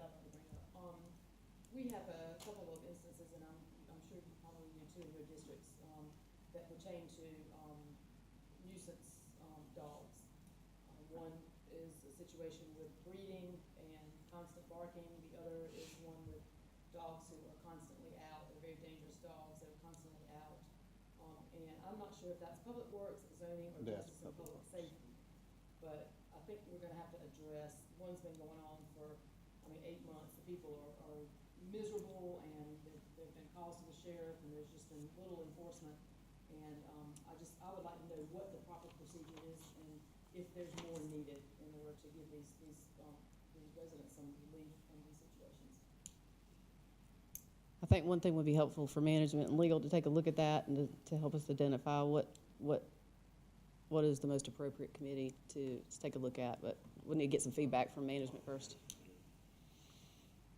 I think we need to, if there's a combination of 3, let's just get some feedback from management as to what. I can give you some fine details on it. We'll figure out where that might fall. We'll circle back. Any other, Mr. Yep. Huckabee? One other thing, Health and Environmental Protection Committee. So we attended, some of us in the room attended the Partners in Conservation and Agriculture Leadership Awards Banquet. And a couple of things came up that night in their presentation. Some of it had to do with green space, conservation easements, agriculture in general, green space. Berkeley County is actually, they passed an initiative. You familiar, Allison? Yeah. Yep. I'm not real familiar with it, but one of the gentlemen that served on Berkeley County lives in York County now. I'd like for our committee to take that on and begin to look into this further and see if there's anything we need to do in York County to protect agricultural land in particular and green space. I definitely think that our council, we're having our workshop tomorrow. We get to see each other again. I'll make sure we get some food there. if we can't, I definitely think that's certainly right for your committee. If we can have that conversation tomorrow and maybe hone in on what how to target that and look at ways to preserve our farming community. And, I mean, I'll let the rest of the council chime in. I think that's something I fully support, as well as preservation efforts and taking a look at what options are out there that maybe we haven't looked at. I have no problem with the committee taking a look at that. It's good. It's good. Anybody else? Yeah, Ms. so, Roddick?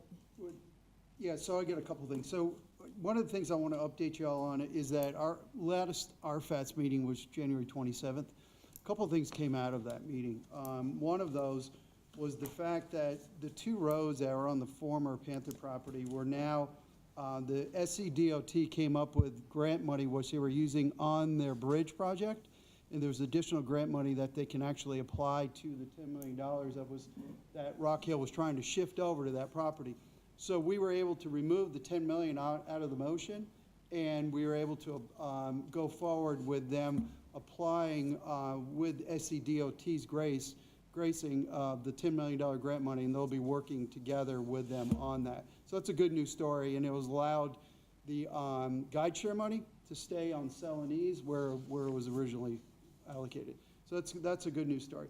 The other thing I want to share with y'all, the census numbers came in for this year, and they actually aligned the RFAS committee to be over 200,000 in